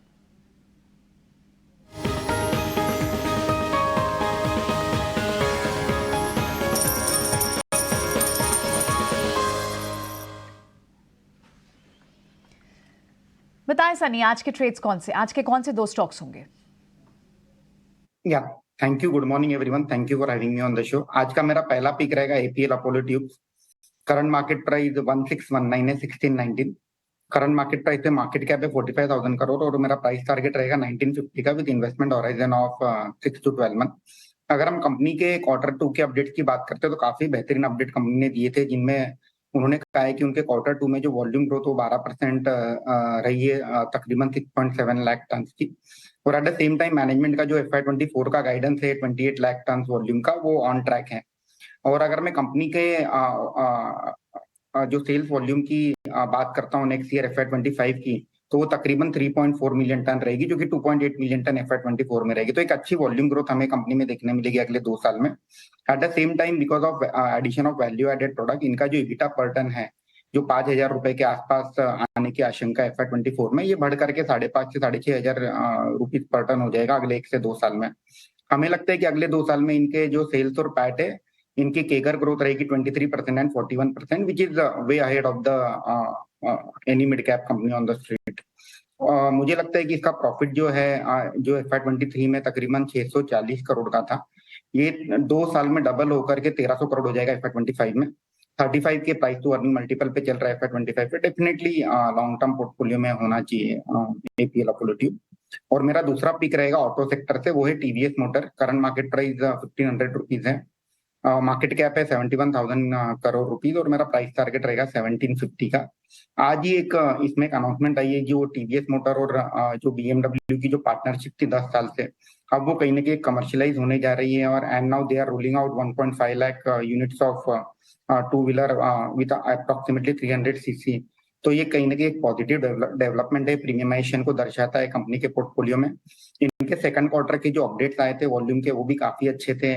कंपनी ने कहा है कि इनकी volume growth two wheeler portfolio में 6% रहेगी। एट द सेम टाइम जो न्यू प्रोडक्ट लॉन्चेस है, EV पोर्टफोलियो है, एक रॉ मटेरियल में स्टेबिलिटी है, उसके चलते अगले 2 साल में हमें मार्जिन एक्सपेंशन भी देखने मिलेगा। हमें लगता है कि कंपनी का प्रॉफिट 1,500 करोड़ जो FY23 में था, ये बढ़ करके 2,300 करोड़ हो जाएगा FY25 में। तो एक one of the top pick रहेगा टू व्हीलर ऑटो स्पेस में TVS मोटर लॉन्ग टर्म के एंगल से। मोटर और साथ ही APL अपोलो। ठीक है, बहुत बहुत शुक्रिया सनी, ये दोनों स्टॉक्स बताने के लिए और इतने तफ्तीश से सारे रैशनल आपका रीजन भी हमें बताने के लिए कि क्यों चुने आपने इन 2 स्टॉक्स को। बहुत बहुत शुक्रिया। चले बढ़ते हैं आगे, कुछ और स्टॉक्स भी डिस्कस करते हैं। टाइटन के भी स्ट्रॉन्ग बिजनेस अपडेट्स आए हैं, पर टाइटन थोड़ा चल भी चुका है, तो क्या बहुत हद तक प्राइस में है, मूवमेंट ऑलरेडी कैप्चर कर चुका है स्टॉक, या अभी भी इसमें चाल बाकी है? टाइटन के बिजनेस अपडेट्स और साथ ही मॉर्गन स्टैनले ने हालांकि एक जो रिपोर्ट दी है टाइटन पर, उस पर तो उनका व्यू थोड़ा सा अलग है, लेकिन आज टेक्निकल के लिहाज से किस तरह से इसे ट्रेड करना चाहिए? मितेश, टाइटन पर क्या आप करेंगे? डेफिनेटली अगर टाइटन की बात करें तो स्टॉक्स में रिसेंटली जो अपमूव आया है वो सस्टेनेबल है, क्योंकि लोअर एंड से अराउंड 3150 से एक बहुत ही स्ट्रॉन्ग अपमूव आया है, और इमीडिएट जो रेजिस्टेंस था 3230 का, वो क्रॉस हुआ है विथ वॉल्यूम। तो पिछले 2 दिन की एक्टिविटी देखें तो बहुत प्रॉमिसिंग है। हमारे हिसाब से करंट लेवल के ऊपर डेफिनेटली खरीदारी करनी चाहिए। पहला टारगेट रहेगा 3350 का जो रिसेंट हाई था, दूसरा रहेगा 3400 का, और स्टॉप लॉस के हिसाब से आपको लगाना है 3170। सो 3170 पे स्टॉप लॉस से डेफिनेटली करंट लेवल के ऊपर खरीदारी करनी है। पहला टारगेट 3350, दूसरा टारगेट 3400। टाइटन की बात हो गई। एक और स्टॉक जिसके ऊपर फोकस आ रहा है वो है नायका। हालांकि वो ये सब्जेक्ट जो है प्रियंका जी का बड़ा क्लोज है, कॉस्मेटिक्स, सोनी जी का, सोनी पटनायक भी हमारे साथ हैं। कॉस्मेटिक्स स्पेशली फेस्टिव बाइंग हो रही है, हम लोग सब एक दूसरे घरों में जाते हैं, फेस्टिवल में घूमते हैं बाहर। नायका का स्टॉक लेकिन कोई भी पॉजिटिविटी अभी तक नहीं दिखा रहा। लेकिन आज सोनी पटनायक मैं आपसे पूछूंगा ये सवाल, क्योंकि इसमें 2 सवाल हैं। एक, आप नायका से शॉपिंग करती हैं कॉस्मेटिक्स की, आपका कैसा एक्सपीरियंस रहता है? और दूसरा, क्या आप स्टॉक खरीदेंगी इस भाव से? क्योंकि एक ब्रोकरेज कह रही है कि नेक्स्ट 30 दिन में बहुत जोर की रैली आ सकती है इसमें। ये एक्चुअली अजय जी सच कहूँ तो आज तक मैंने नायका से कभी कुछ शॉप किया नहीं है। अच्छा? इतना मेरा शौक नहीं है कुछ शॉपिंग करने का। सो इतना I am not experienced as a consumer. Okay. But stock की बात करेंगे टेक्निकली अगर हम देखेंगे तो आई थिंक कंसोलिडेशन मोड में है, जो काफी दिनों से दिख रहा है। अराउंड 4-5 डेज एक कंसोलिडेट कर रहा है। मेरे ख्याल से 140 to 150 उसका एक रेंज है। तो पॉजिटिव हो सकता है अगर वो 151 के ऊपर ब्रेकआउट देके सस्टेन करता है तो आप इसको बाय कर सकते हैं। एंड ऊपर की तरफ आपका इसका टारगेट रहेगा 160 164 की तरफ भी जा सकता है नीचे के साइड में। बट अगर ब्रेकआउट नहीं देता है और वो ब्रेक कर देता है 140 का, उसका जो अहम सपोर्ट है 145 140 का बैंड ही है आप समझ लीजिए, बट 140 के नीचे ब्रेकआउट देता तो मेरे ख्याल से और भी थोड़ा वीक हो सकता है। सो इसी रेंज पे आप प्ले कीजिए, और मेरे ख्याल से थोड़ा मेरा वेटेज रहेगा कि वो ऊपर के साइड में ही ब्रेकआउट देगा 152 के ऊपर, इसका अच्छा बाइंग आ जाएगा। आइनॉक्स ग्रीन में अभी थोड़ी देर पहले खबर आई है, डायरेक्टर साहब लेके आई है, आइनॉक्स ग्रीन एक ट्रांजैक्शन कर रहा है, एक नॉन कोर एसेट को बेचने की बात कर रहा है, जिसके बाद आइनॉक्स ग्रीन डेट फ्री बन जाएगी। 66 रुपये का भाव है। डायरेक्टर साहब न्यूज़ लेके आई है ताकि व्यूअर्स को मालूम चले कि क्यों इंपॉर्टेंट है वो। और ये दोनों ही कंपनियां एक्चुअली डेट फ्री की तरफ जा रही हैं। अविनाश, आइनॉक्स ग्रीन आप देखेंगे अभी अभी इन्होंने एक एक्सचेंजेस को खबर दी है कि आइनॉक्स ग्रीन अपनी सब्सिडी को एक बेच देगी। वो आप इस भाव से लेंगे क्या? नानी विरानी 100% निवेश करने के लिए करार किया जा रहा है इसमें। बिल्कुल।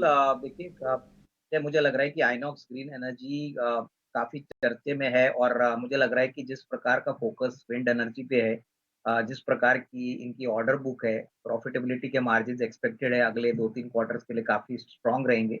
मुझे लग रहा है कि डेफिनेटली ये न्यूज़ पॉजिटिव है। अभी कितना इम्पैक्ट अर्निंग्स पे आता है, कितना कैसे मेरे ख्याल से अर्निंग्स प्ले आउट होंगे। अनुमान तो है कि दूसरी तिमाही काफी अच्छी रहेगी और होपफुली अगर मैनेजमेंट की कमेंट्री भी अच्छी है, क्योंकि ऑर्डर बुक अच्छी होने के कारण लग तो रहा है कि ये साल तो कंपैरेटिवली पिछले साल के हिसाब से काफी अच्छा रहेगा। तो जिनको थोड़ा सा हाई रिस्क एपिटाइट है, क्योंकि स्टॉक थोड़ा चला है, तो मुझे लग रहा है कि अगर किसी का ज्यादा हाई रिस्क एपिटाइट है और जिसको ग्रोथ पे ज्यादा बेट करना है, definitely I think even current levels पे का मौका है। मेरे ख्याल से नजरिया थोड़ा सा 12-15 महीना रखिए, बट डेफिनेटली ये जो सेक्टर है इसमें टेलविंड्स बहुत स्ट्रांग है और मुझे लग रहा है कि होपफुली अगर एग्जीक्यूशन भी अच्छा होता है तो आपको अच्छी यहाँ पे दिख सकती है। ओके, ठीक है। अब 9 तो बज चुकी है, इंडिकेटिव टिक्स आना शुरू हो जाएंगे। 9-8 पे हम आपके सामने सारे लेवल्स रख देंगे। एक दो शेयर जरा पता कर लेते हैं कि क्या करना चाहिए। एक्साइड और अमर राजा बैटरी एक बार आप चेक करेंगे। सोनी, इन दोनों शेयर्स में कहीं कोई ट्रेड बनता है क्या? एक्साइड और अमर राजा, क्योंकि लास्ट 2 सेशन में वॉल्यूम के साथ ऐसा लग रहा है कि शायद कोई धीरे धीरे आदमी इसको प्लेस कर रहा है, कोई खरीद रहा है। जी डेफिनेटली एक्साइड मेरे ख्याल से कंसोलिडेशन में ही है। इसका काफी स्ट्रॉन्ग सपोर्ट है 250 का। इसको मैंने इनफैक्ट काफी मंथ से ट्रैक कर रही हूँ। 250 टू 45 का वो बैंड जो बना है वो उसको ब्रेक भी नहीं करता है। मार्केट के चॉपीनेस में भी उसको काफी अच्छे से होल्ड किया है। सो मेरे ख्याल से जब तक वो पोजिशनल प्ले में अगर आप देखेंगे तो स्ट्रॉन्ग है एंड ऊपर जाने के चांसेस है, बट अगेन वो उसी रेजिस्टेंस पे आ जाएगा अराउंड 270। आप इस रेंज पे प्ले कर सकते हैं। जब ये थोड़ा सा नीचे आए तो 250 के अराउंड आप इसको बाय कर सकते हैं। 245 स्ट्रॉन्ग सपोर्ट है, स्टॉप लॉस लगा सकते हैं। ऊपर का टारगेट रहेगा 270 275। इस रेंज में ये काफी प्ले हो रहा है एंड ब्यूटीफुल रेंज है। इनफैक्ट ऊपर के साइड में जाए तो आप इसको सेल भी कर सकते हैं। सो दोनों स्टॉक्स में एक्साइड में काफी बेटर पोजिशंस बन रही हैं एंड डेफिनेटली उसमें ट्रेड करने की अपॉर्चुनिटी है। अमरा राज बैटरी अगर मैं देखूं तो जो फ्राइडे की कैंडल है वो काफी स्ट्रॉन्ग है। ये एक सिंगल कैंडल में ब्रेकआउट भी बताया है, वॉल्यूम्स भी अच्छे हैं, आरएसआई भी पॉजिटिव डाइवर्जेंस में है। आप इसको करंट लेवल पे अमरा राज बैटरीज भी खरीद सकते हैं। ऊपर का इसका टारगेट अच्छा आ रहा है, 680 के तरफ जाते हुए नजर आ रहा है और नीचे आप इसका स्टॉप लॉस लगा सकते हैं। बहुत ही स्मॉल स्टॉप लॉस आपको लगाने की जरूरत है, 635 का स्टॉप लॉस लगा सकते हैं।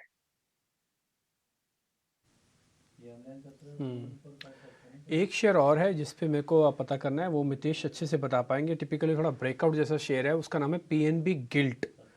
एक बार आप जरा मितेश एक बार जरा चेक करेंगे पीएनबी गिल्ट। आपको ये शेयर ठीक लग रहा है क्या? आज प्लस करना चाहिए? इसलिए ब्रेकआउट कंटेंडर है, लेकिन बहुत ही स्ट्रॉन्ग अपमूव पिछले 3 वीक्स में हमने देखा है, फ्रॉम 60 to 75 अप टू 91, 98। तो अगर मुझे लेना है तो आई विल वेट, बिकॉज जो अपमूव है वो बहुत ही स्ट्रॉन्ग वॉल्यूम के साथ आया है और जनरली ऐसे काउंटर्स में जब वॉल्यूम के साथ अपमूव्स आते हैं तो उसमें जो फॉलो ऑन बाइंग है वो देखना बहुत जरूरी है। तो कंसोलिडेशन के बाद का मूव है, I will wait, I will buy only above 92। एक कंडीशनल बाय में यहाँ पे रखूंगा। 92 के ऊपर अगर डेली चार्ट्स के अंदर स्टॉक बंद आता है तो डेफिनेटली मैं उसको बाय करूंगा, क्योंकि उसमें मुझे कंटिन्यूएशन ऑफ द ट्रेंड का एक्सटेंशन मिलेगा और उसके बाद मेरा टारगेट है जो 120 to 130 रहेगा, जो उसके ऑल टाइम हाई के पार है, क्योंकि उसका ऑल टाइम हाई जो है वो 94.65 है जो 2021 में लगा था। तो I think extension of the trend तभी मिलेगा जब स्टॉक 92 के ऊपर बंद होगा। उसके बाद का जो लेवल है वो अप टू 120 है। तो ये कंडीशनल बाय है, बाय ओनली अबव 92। ठीक है, ये तो बात हुई पीएनबी गिल्ड्स पे, जिसमें अच्छी खासी एक सर्च तब से है जब से बॉन्ड इंक्लूजन की बात हो रही है, इंडियन बॉन्ड्स इंक्लूजन की बात हो रही है, जो 23 कंपनियां हैं उनमें से एक पीएनबी गिल्ट भी रहेगी। लेकिन चलिए बढ़ते हैं आगे, कुछ और स्टॉक्स भी हैं और अच्छे जो बिजनेस अपडेट्स आए हैं हॉस्पिटल सेगमेंट में भी। मेट्रोपोलिस हेल्थ केयर, इसके स्टॉक पर भी एक आज व्यू लेते हैं। यहाँ पर भी जो इनका कोर बिजनेस ग्रू है वो 13% बड़ा Y/Y, तो स्ट्रॉन्ग अपडेट्स आए हैं इस न्यूज़ पर। क्या आज मेट्रोपोलिस में भी एक मूव आ सकती है? और कुछ अपडेट्स जो हम फाइनेंशियल काउंटर्स में देख रहे हैं, एल&टी फाइनेंस में अपडेट्स के बाद हमने देखा वहां पर अभी तक मूव बनी हुई है और अभी भी आप ब्रेकआउट कैंडिडेट देखेंगे। पूनावाला, फिनकॉर्प, इन सारे स्टॉक्स में कैसे ट्रेड बन रहा है? क्विकली ये 2-3 स्टॉक्स आप बताएंगे हमें आयुष। मेट्रोपोलिस हेल्थ केयर से स्टार्ट करूंगा। ये मैंने पहले भी रिकमेंड किया है। अगर हम इसके वीकली चार्ट में देखें तो एक pen pattern cup and handle का फॉर्मेशन है, तो इस स्टॉक में डेफिनेटली बाइंग की रैली है। इस स्टॉक को आपको यहाँ से बाय करना चाहिए। 1470 के आसपास अभी ये प्लेस्ड है। इस स्टॉक में मुझे ऊपर में 1650 तक की रैली भी दिख रही है, तो मेट्रोपोलिस को डेफिनेटली यहाँ से बाय करना चाहिए। सेकंड स्टॉक कौन सा था, आप एक बार प्लीज रिपीट करेंगे? दूसरा स्टॉक पूनावाला फिनकॉर्प है। अगर हम पूनावाला की बात करें तो एक डेली चार्ट पे इसने काफी अच्छा एक 100 DMA का सपोर्ट लेके जो है 376 के आसपास का उसने एक बेस फॉर्मेशन कर दिया है। तो ये और इसने अब फ्राइडे की क्लोजिंग इसको काफी स्ट्रॉन्ग दी है, 3% के ऊपर अप्रोक्सीमेटली इसने क्लोजिंग दी है। तो मुझे लगता है ये भी यहाँ से ऊपर में 405 तक का जो इसका फर्स्ट टारगेट है वो ओपन हो जाता है। सेकंड इसमें जो सेकंड टारगेट बनेगा वो 415 का बनेगा और इसका जो स्टॉप लॉस रहेगा वही 100 DMA का हम रखेंगे 376 का। हाँ बिल्कुल, ये स्टॉक चल भी रहे हैं और 415 तक के लेवल देखता है। ये बाय रिकमेंडेशन है, हम बाय के स्टैम्प भी लगा सकते हैं कि सारे आयुष को यहाँ से खरीदारी की सलाह दे रहे हैं वो, ठीक है। लेकिन इस बीच पैनल पर हमारे साथ दो नए गेस्ट भी जुड़ गए, हमारे साथ कुश भी हैं और हमारे साथ शिवांगी भी है। Morning to both of you. Quickly Kush की पहले पिक्स लेते हैं, फिर शिवांगी आपके पास भी आएंगे। Very good morning to everyone. Well देखिए, जो ये गैप डाउन हो रहा है हो सकता है कि एक बाइंग अपॉर्चुनिटी के तौर पे साबित हो, but will just wait for markets to stabilise 19450 19500 के आसपास अगर निफ्टी सपोर्ट लेता है then this might just turn out to be buying opportunity. तो मैं यहाँ पे लोअर लेवल्स पे निफ्टी पे बाइंग अपॉर्चुनिटीज ढूंढूंगा। बैंक निफ्टी का स्ट्रक्चर थोड़ा वीक है तो मैं ये इसको फिलहाल के लिए अवॉइड करके चलूंगा। अब जहां तक स्टॉक स्पेसिफिक एक्शन की बात है, 2 स्टॉक्स है मेरे लिस्ट पे। पहला है सुंदरम फाइनेंस। देखिए, इस स्टॉक में हम पिछले कुछ दिनों से एक पॉजिटिव बायस के साथ कंसोलिडेशन देख रहे हैं। वॉल्यूम और डिलीवरी मार्कअप जो है वो भी काफी अच्छा हो रहा है इसमें। तो 3250 3400 के नियर टर्म टारगेट्स के लिए इसमें आप एक लॉन्ग पोजीशन कंसिडर कर सकते हैं। 3050 ये आपका स्टॉप लॉस रहेगा। तो मेरा दूसरा पिक है that is TCS। Result is around the corner, लेकिन अगर आप ओवरऑल इसमें जंप देखें तो काफी अच्छा आया है और 3600 का जो इसका एक नियर टर्म रेजिस्टेंस था उसको क्रॉस करके उसके ऊपर क्लोज होने में भी सक्सेसफुल रहा है। तो हमारे हिसाब से ये तेजी जो है कंटिन्यू रह सकती है। 3680 3725 के 2 लेवल्स के लिए आप चाहे तो इसे कंसिडर कर सकते हैं। 3575 ये जो लेवल है ये आपके लिए as a stop loss act करेगा। चलिए आगे चलते हैं और अभी अब एक एक्सक्लूसिव स्टोरी आपको लेके आएंगे, लेकिन उससे पहले शिवांगी शारदा जुड़ गई, उनके ट्रेडिंग आइडियाज भी समझ लेते हैं। गुड मॉर्निंग शिवांगी, बताइए आज आपकी ट्रेडिंग लिस्ट कैसी नजर आ रही है? उसमें बाय और सेल दोनों कॉल्स हैं या आप डिप को लेना चाहती हैं? जी बिल्कुल, वेरी गुड मॉर्निंग। हमने देखा है कि निफ्टी में कहीं ना कहीं एक सपोर्ट बेस्ड बाइंग था, बट मोमेंटम क्लियरली बहुत मिसिंग है। ऑल्सो जियोपॉलिटिकल प्रेशर भी बनते हुए दिखेगा, पर ओवरऑल यहाँ पे स्टॉक स्पेसिफिक एक्शन काफी अट्रैक्टिव लग रहे हैं। उसमें से पहला काउंटर जो है मेरे रडार पे वो है टाइटन। इसमें एक बहुत ही अच्छा प्राइस वॉल्यूम सर्च हमने देखा था और हम देख रहे हैं कि इस जियोपॉलिटिकल टेंशन के बीच में गोल्ड प्राइसेस जो है वो एक अच्छा परफॉर्म करते हुए दिखेंगे। तो यहाँ पे मेरी राय रहेगी कि स्टॉक में एक अच्छा इम्पैक्ट बनते हुए दिखेगा, तो खरीदारी की सलाह रहेगी। 3440 के टारगेट्स बनते हुए दिखेंगे, 3240 के एक सपोर्ट के साथ। दूसरा पिक मेरा रहेगा इंडियन होटल पे। इस स्टॉक में हमने देखा है कि डिलीवरी बेस्ड बाइंग देखने को मिली है और स्टॉक जो है अपने वीकली फ्रेम में लोअर हाइस को नेगेट करते हुए देख रहा है। डेली में हमने देखा है कि अपने 50 एक्सपोनेंशियल मूविंग एवरेज को ही सपोर्ट मानते हुए स्टॉक ने एक अच्छा टर्न अराउंड दिखाया। तो यहाँ पे मेरी राय रहेगी कि अच्छी एक अपसाइड देखने को मिलेगी। 460 तक के टारगेट्स बनते हुए दिखेंगे, 435 के एक सपोर्ट के साथ। आपकी ये रिकमेंडेशंस भी आ गई हमारे पास टारगेट टू स्टॉप लॉस के साथ, ठीक है। एक क्विक रीकैप पूजा के साथ करते हैं। आज के सारे एक्शन स्टॉक्स बता रही है पूजा, बताएं। मॉर्निंग। जी, शुरुआत क्वार्टरली अपडेट से ही करेंगे। टाइटन के आंकड़े आए हैं, काफ़ी मजबूत आंकड़े। आय ग्रोथ में 20% की सालाना ग्रोथ कंपनी ने दर्ज की है। इसके अलावा प्रेस्टीज एस्टेट्स के भी जो नंबर्स आए हैं वो काफ़ी मजबूत आए हैं और रिकॉर्ड ब्रेकिंग बिक्री इस तिमाही देखने को मिली है। इसके अलावा मेट्रोपोलिस हेल्थ केयर ने भी अपने क्वार्टरली अपडेट जारी किए हैं, जिसमें कि बिजनेस रेवेन्यू में करीब 13% की ग्रोथ कंपनी ने दर्ज की है और तिमाही दर तिमाही देखेंगे तो कंपनी का जो कामकाजी मुनाफा है वहां पर भी काफ़ी अच्छी ग्रोथ इस बार कंपनी ने दर्ज की है।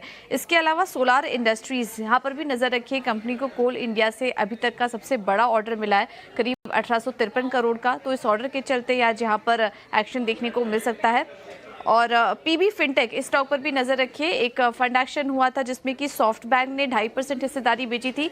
अब जो सामने खरीदार है उनके नाम सामने आ चुके हैं। सिटी ग्रुप, गोल्डमैन सैक्स और साउदी सेंट्रल बैंक जैसे नाम बायर्स की सूची में शामिल है। ठीक है, बिल्कुल। तो ये तो हो गए आज के सारे स्टॉक्स, एक्शन स्टॉक्स। फिर से हमें बताने के लिए पूजा बहुत बहुत शुक्रिया आपका। लेकिन एक खास खबर आ रही है एस्कॉट्स पर। एस्कॉट्स को लेकर क्या बड़ी खबर है? सॉस बेस्ड न्यूज है ये कि एस्कॉट्स रेलवे बिजनेस पे से निकलने का विचार कर रही है। स्वामित सरकारी लेकर आया हम तक खबर, आइए उनसे समझते हैं। पहले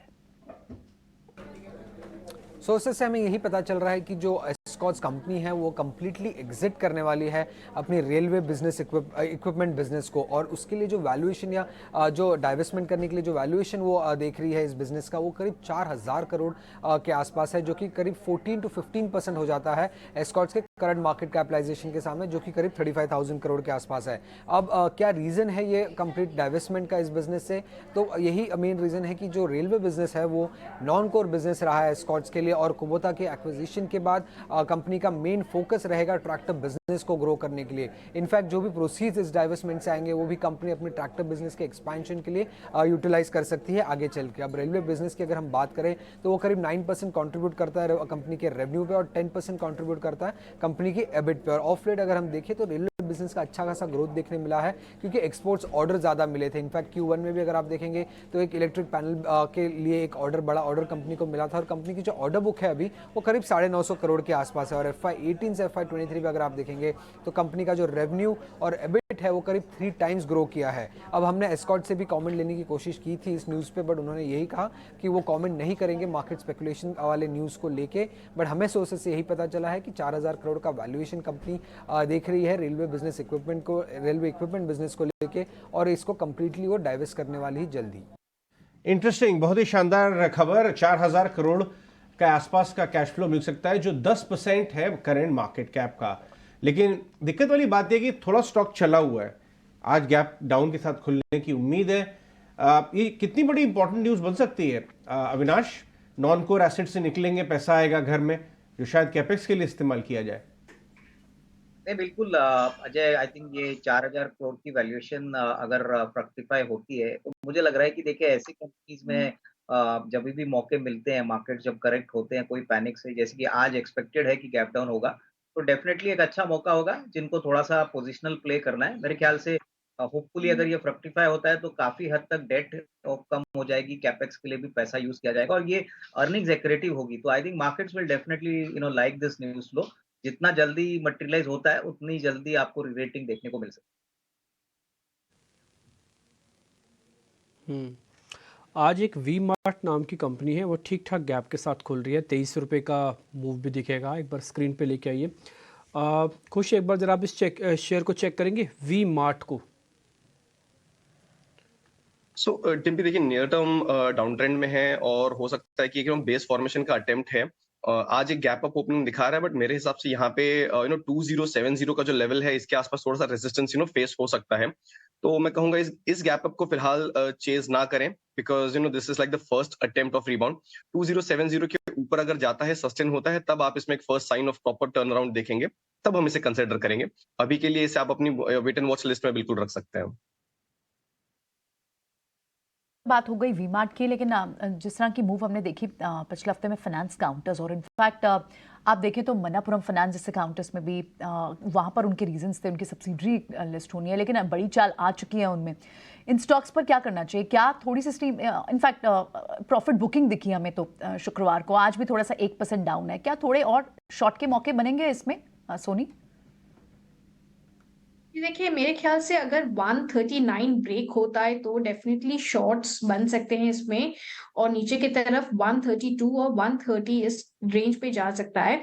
ऊपर की तरफ टारगेट या फिर सॉरी स्टॉप लॉस आपका या रेजिस्टेंस हम बोलते हैं, तो वो आप 145 पे लगा सकते हैं। सो 139 ब्रेक होते आप इसको सेल कर सकते हैं, 145 stop loss and immediate targets of 130 के लिए।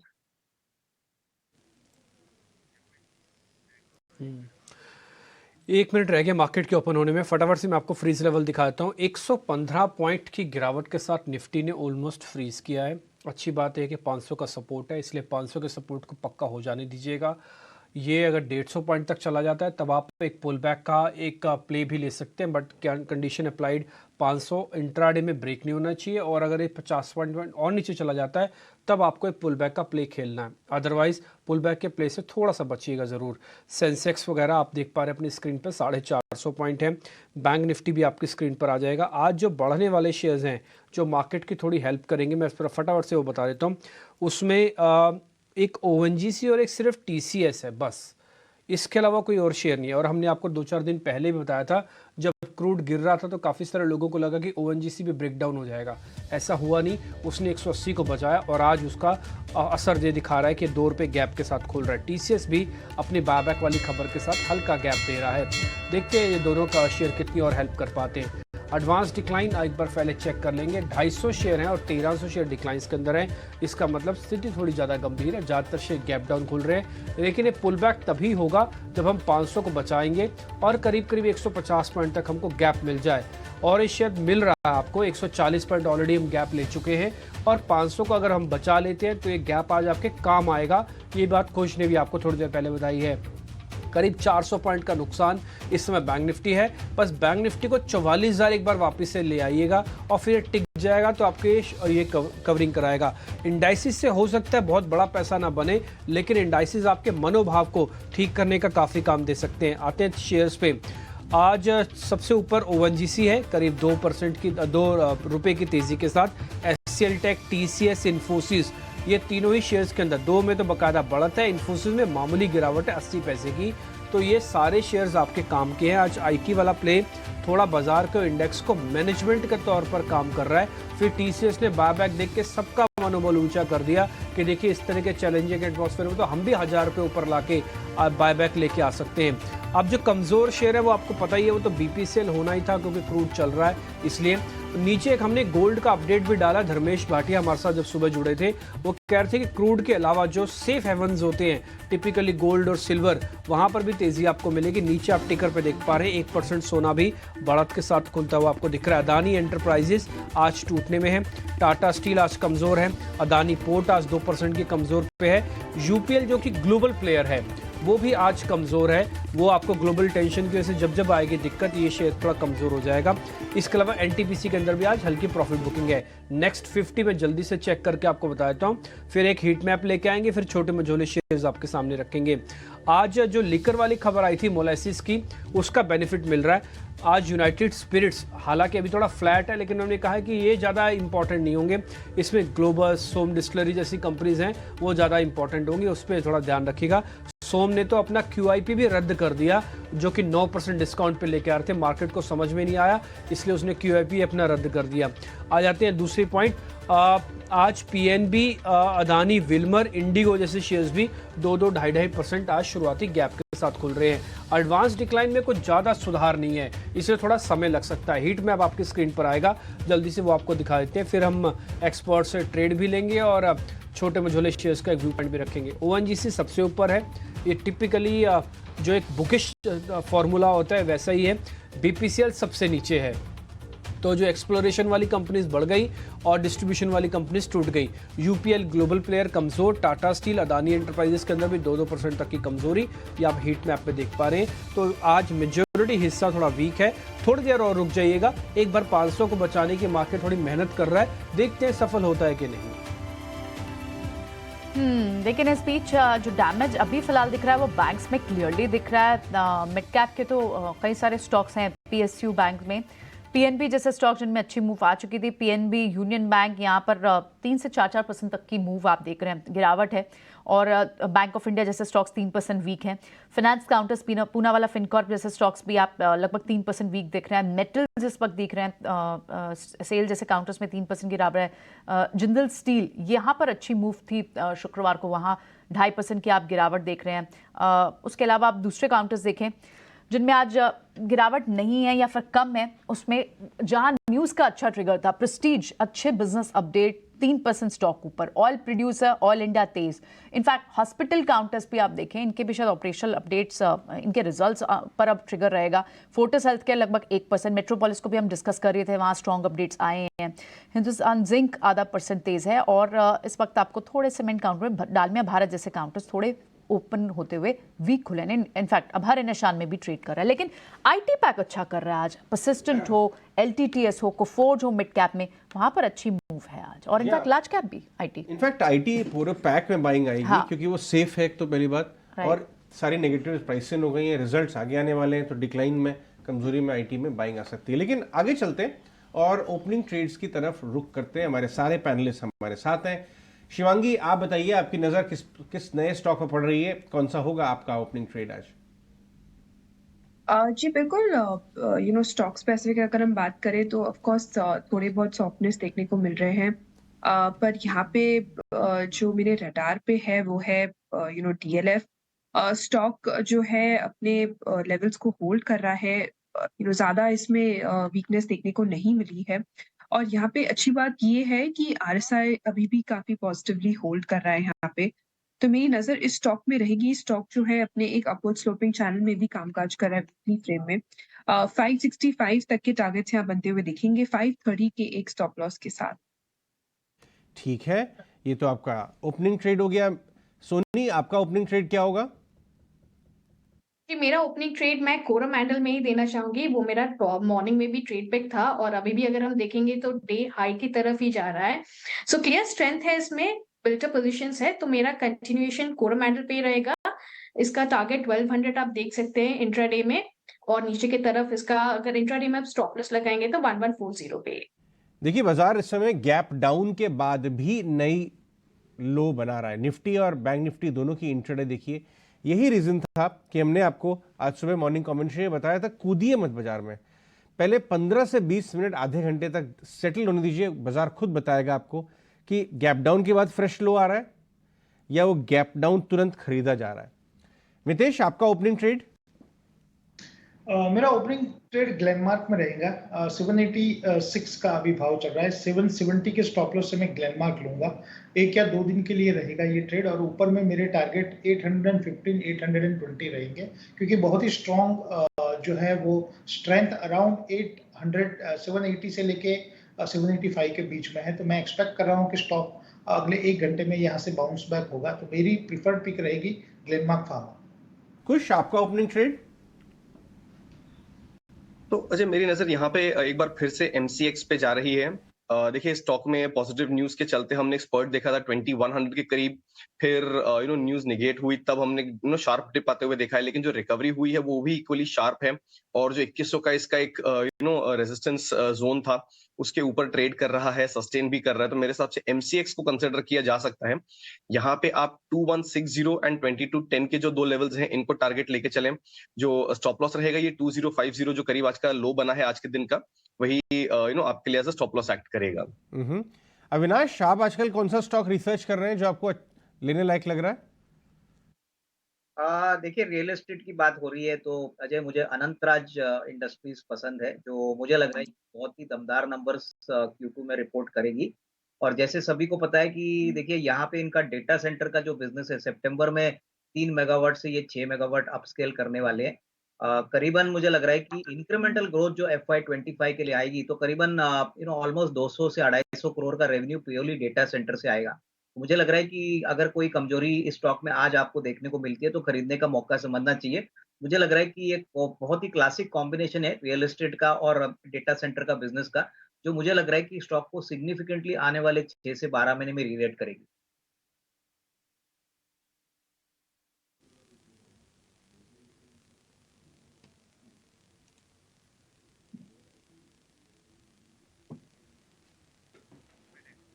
ठीक है, 160 पॉइंट की गिरावट इस समय भी आपको निफ्टी पे दिख रही होगी, लेकिन आज आईटी स्टॉक्स थोड़े ज़्यादा ठीक दिख रहे हैं। आज एक बार इन्फोसिस भी जो मामूली गैप डाउन के साथ खुला था वो हरे निशान में आने की कोशिश कर रहा है। एक बार कोई आईटी का कोई एक शेयर जो आपको पसंद आ रहा है, एक ही शेयर लूंगा मैं, ज़्यादा वॉल्यूम डालूंगा नहीं सर। मे बी टीसीएस की वजह से हो रहा है सब कुछ जो हो रहा है। टीसीएस ही क्यों ना लें। देखिए आज सुबह का मेरा टीसीएस पे ही कॉल भी था और अभी भी मार्केट के साथ आप देखें तो पॉजिटिव टेरिटरी में ही ट्रेड कर रहा है, रेजिस्टेंस जोन्स के ऊपर है और कुछ मोमेंटम इंडिकेटर्स हैं जिसपे ये बहुत ही क्लियर ब्रेकआउट के कैंडिडेट ब्रेकआउट के लेवल पे है। तो ऑलरेडी मोमेंटम है और यहाँ से फ्रेश ब्रेकआउट की भी तैयारी हो रही है, तो क्यों ना टीसीएस को ही कंसिडर किया जाए। 3680 3725 के जो दो लेवल्स हैं इनको टारगेट लेके चलें। 3575 यही आपका स्टॉप लॉस रहेगा। So why not stay with the leader.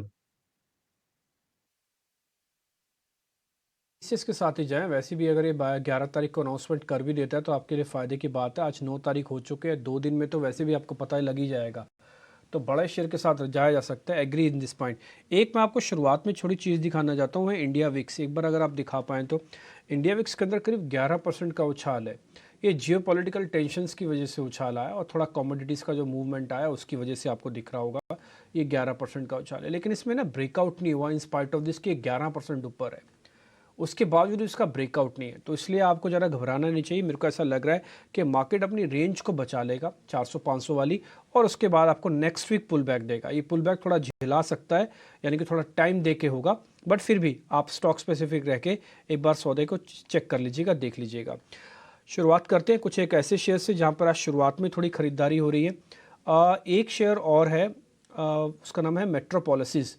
एक बार शिवांगी आप इस शेयर को चेक करेंगे, मेट्रोपॉलिसीज। इसमें कोई ट्रेड दिख रहा है आपको?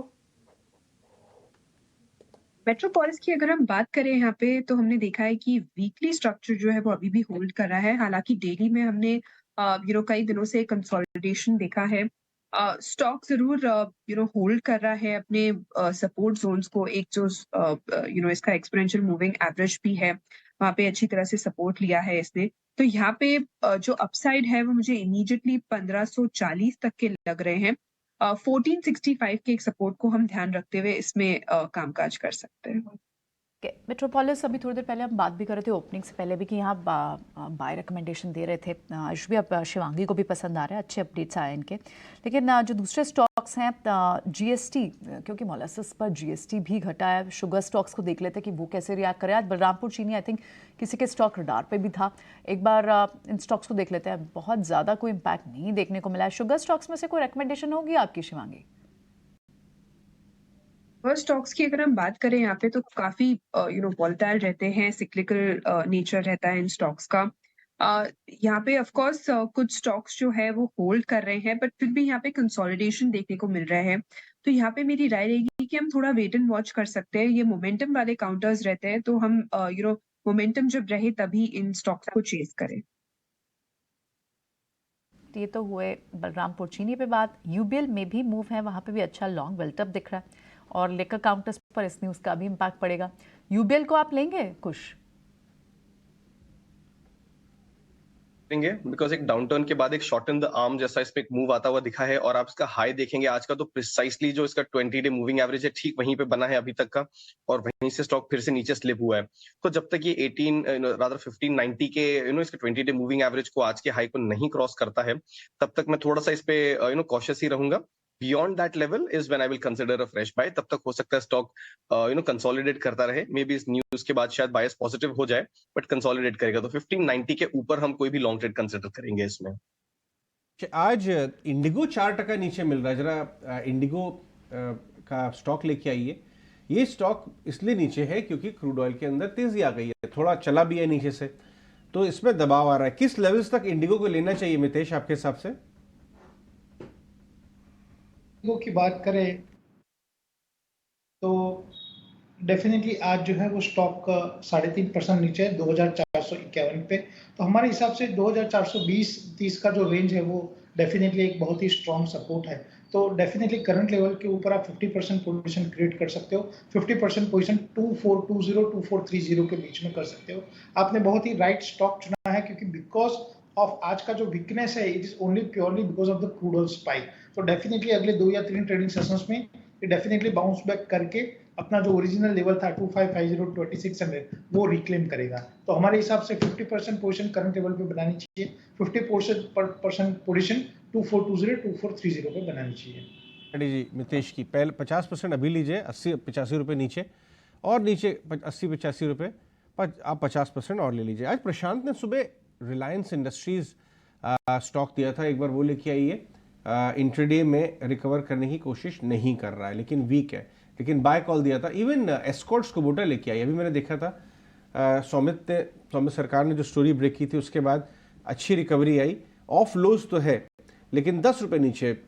नेट अगर आप देखिए तो 3200 वाला जो नीचे दिख गया, सॉरी 3145 का लो जो बनाया है, टॉप में 3190 पे है, तो 30-40 रुपये ऑफ लोज है। अविनाश, एक क्विक कॉल एस्कॉर्ट्स कुबोटा इस वैल्यूएशन पे। प्योर वैल्यूएशन की बात करूं मैं, नॉन कोर वगैरह वो सब छोड़ दें, इनको अभी एमएनसी वैल्यूएशन नहीं मिलता है, आपको लगता है मिल सकता है आगे चल के? बिल्कुल अजय, देखिए अगले साल 2 साल की अगर हम बात करें तो अभी जो शेयर होल्डिंग चेंज हो गई है, प्रोमोटर चेंज हो चुका है, मुझे लग रहा है कि मार्केट्स ग्रेजुअली इसको रीरेट करेगा। और जिस प्रकार से इनकी एक्सपोर्ट स्ट्रेटेजी है, जिस प्रकार से ग्लोबल रीच है, मुझे लग रहा है कि कहीं ना कहीं मार्केट्स थोड़ा टाइम जरूर लेगा लेकिन इसको री-रेटिंग करने की क्षमता है। और मुझे लग रहा है कि देखिए अर्निंग्स ग्रोथ की बात करें तो मुझे लग रहा है काफी वेल पोजिशनड है।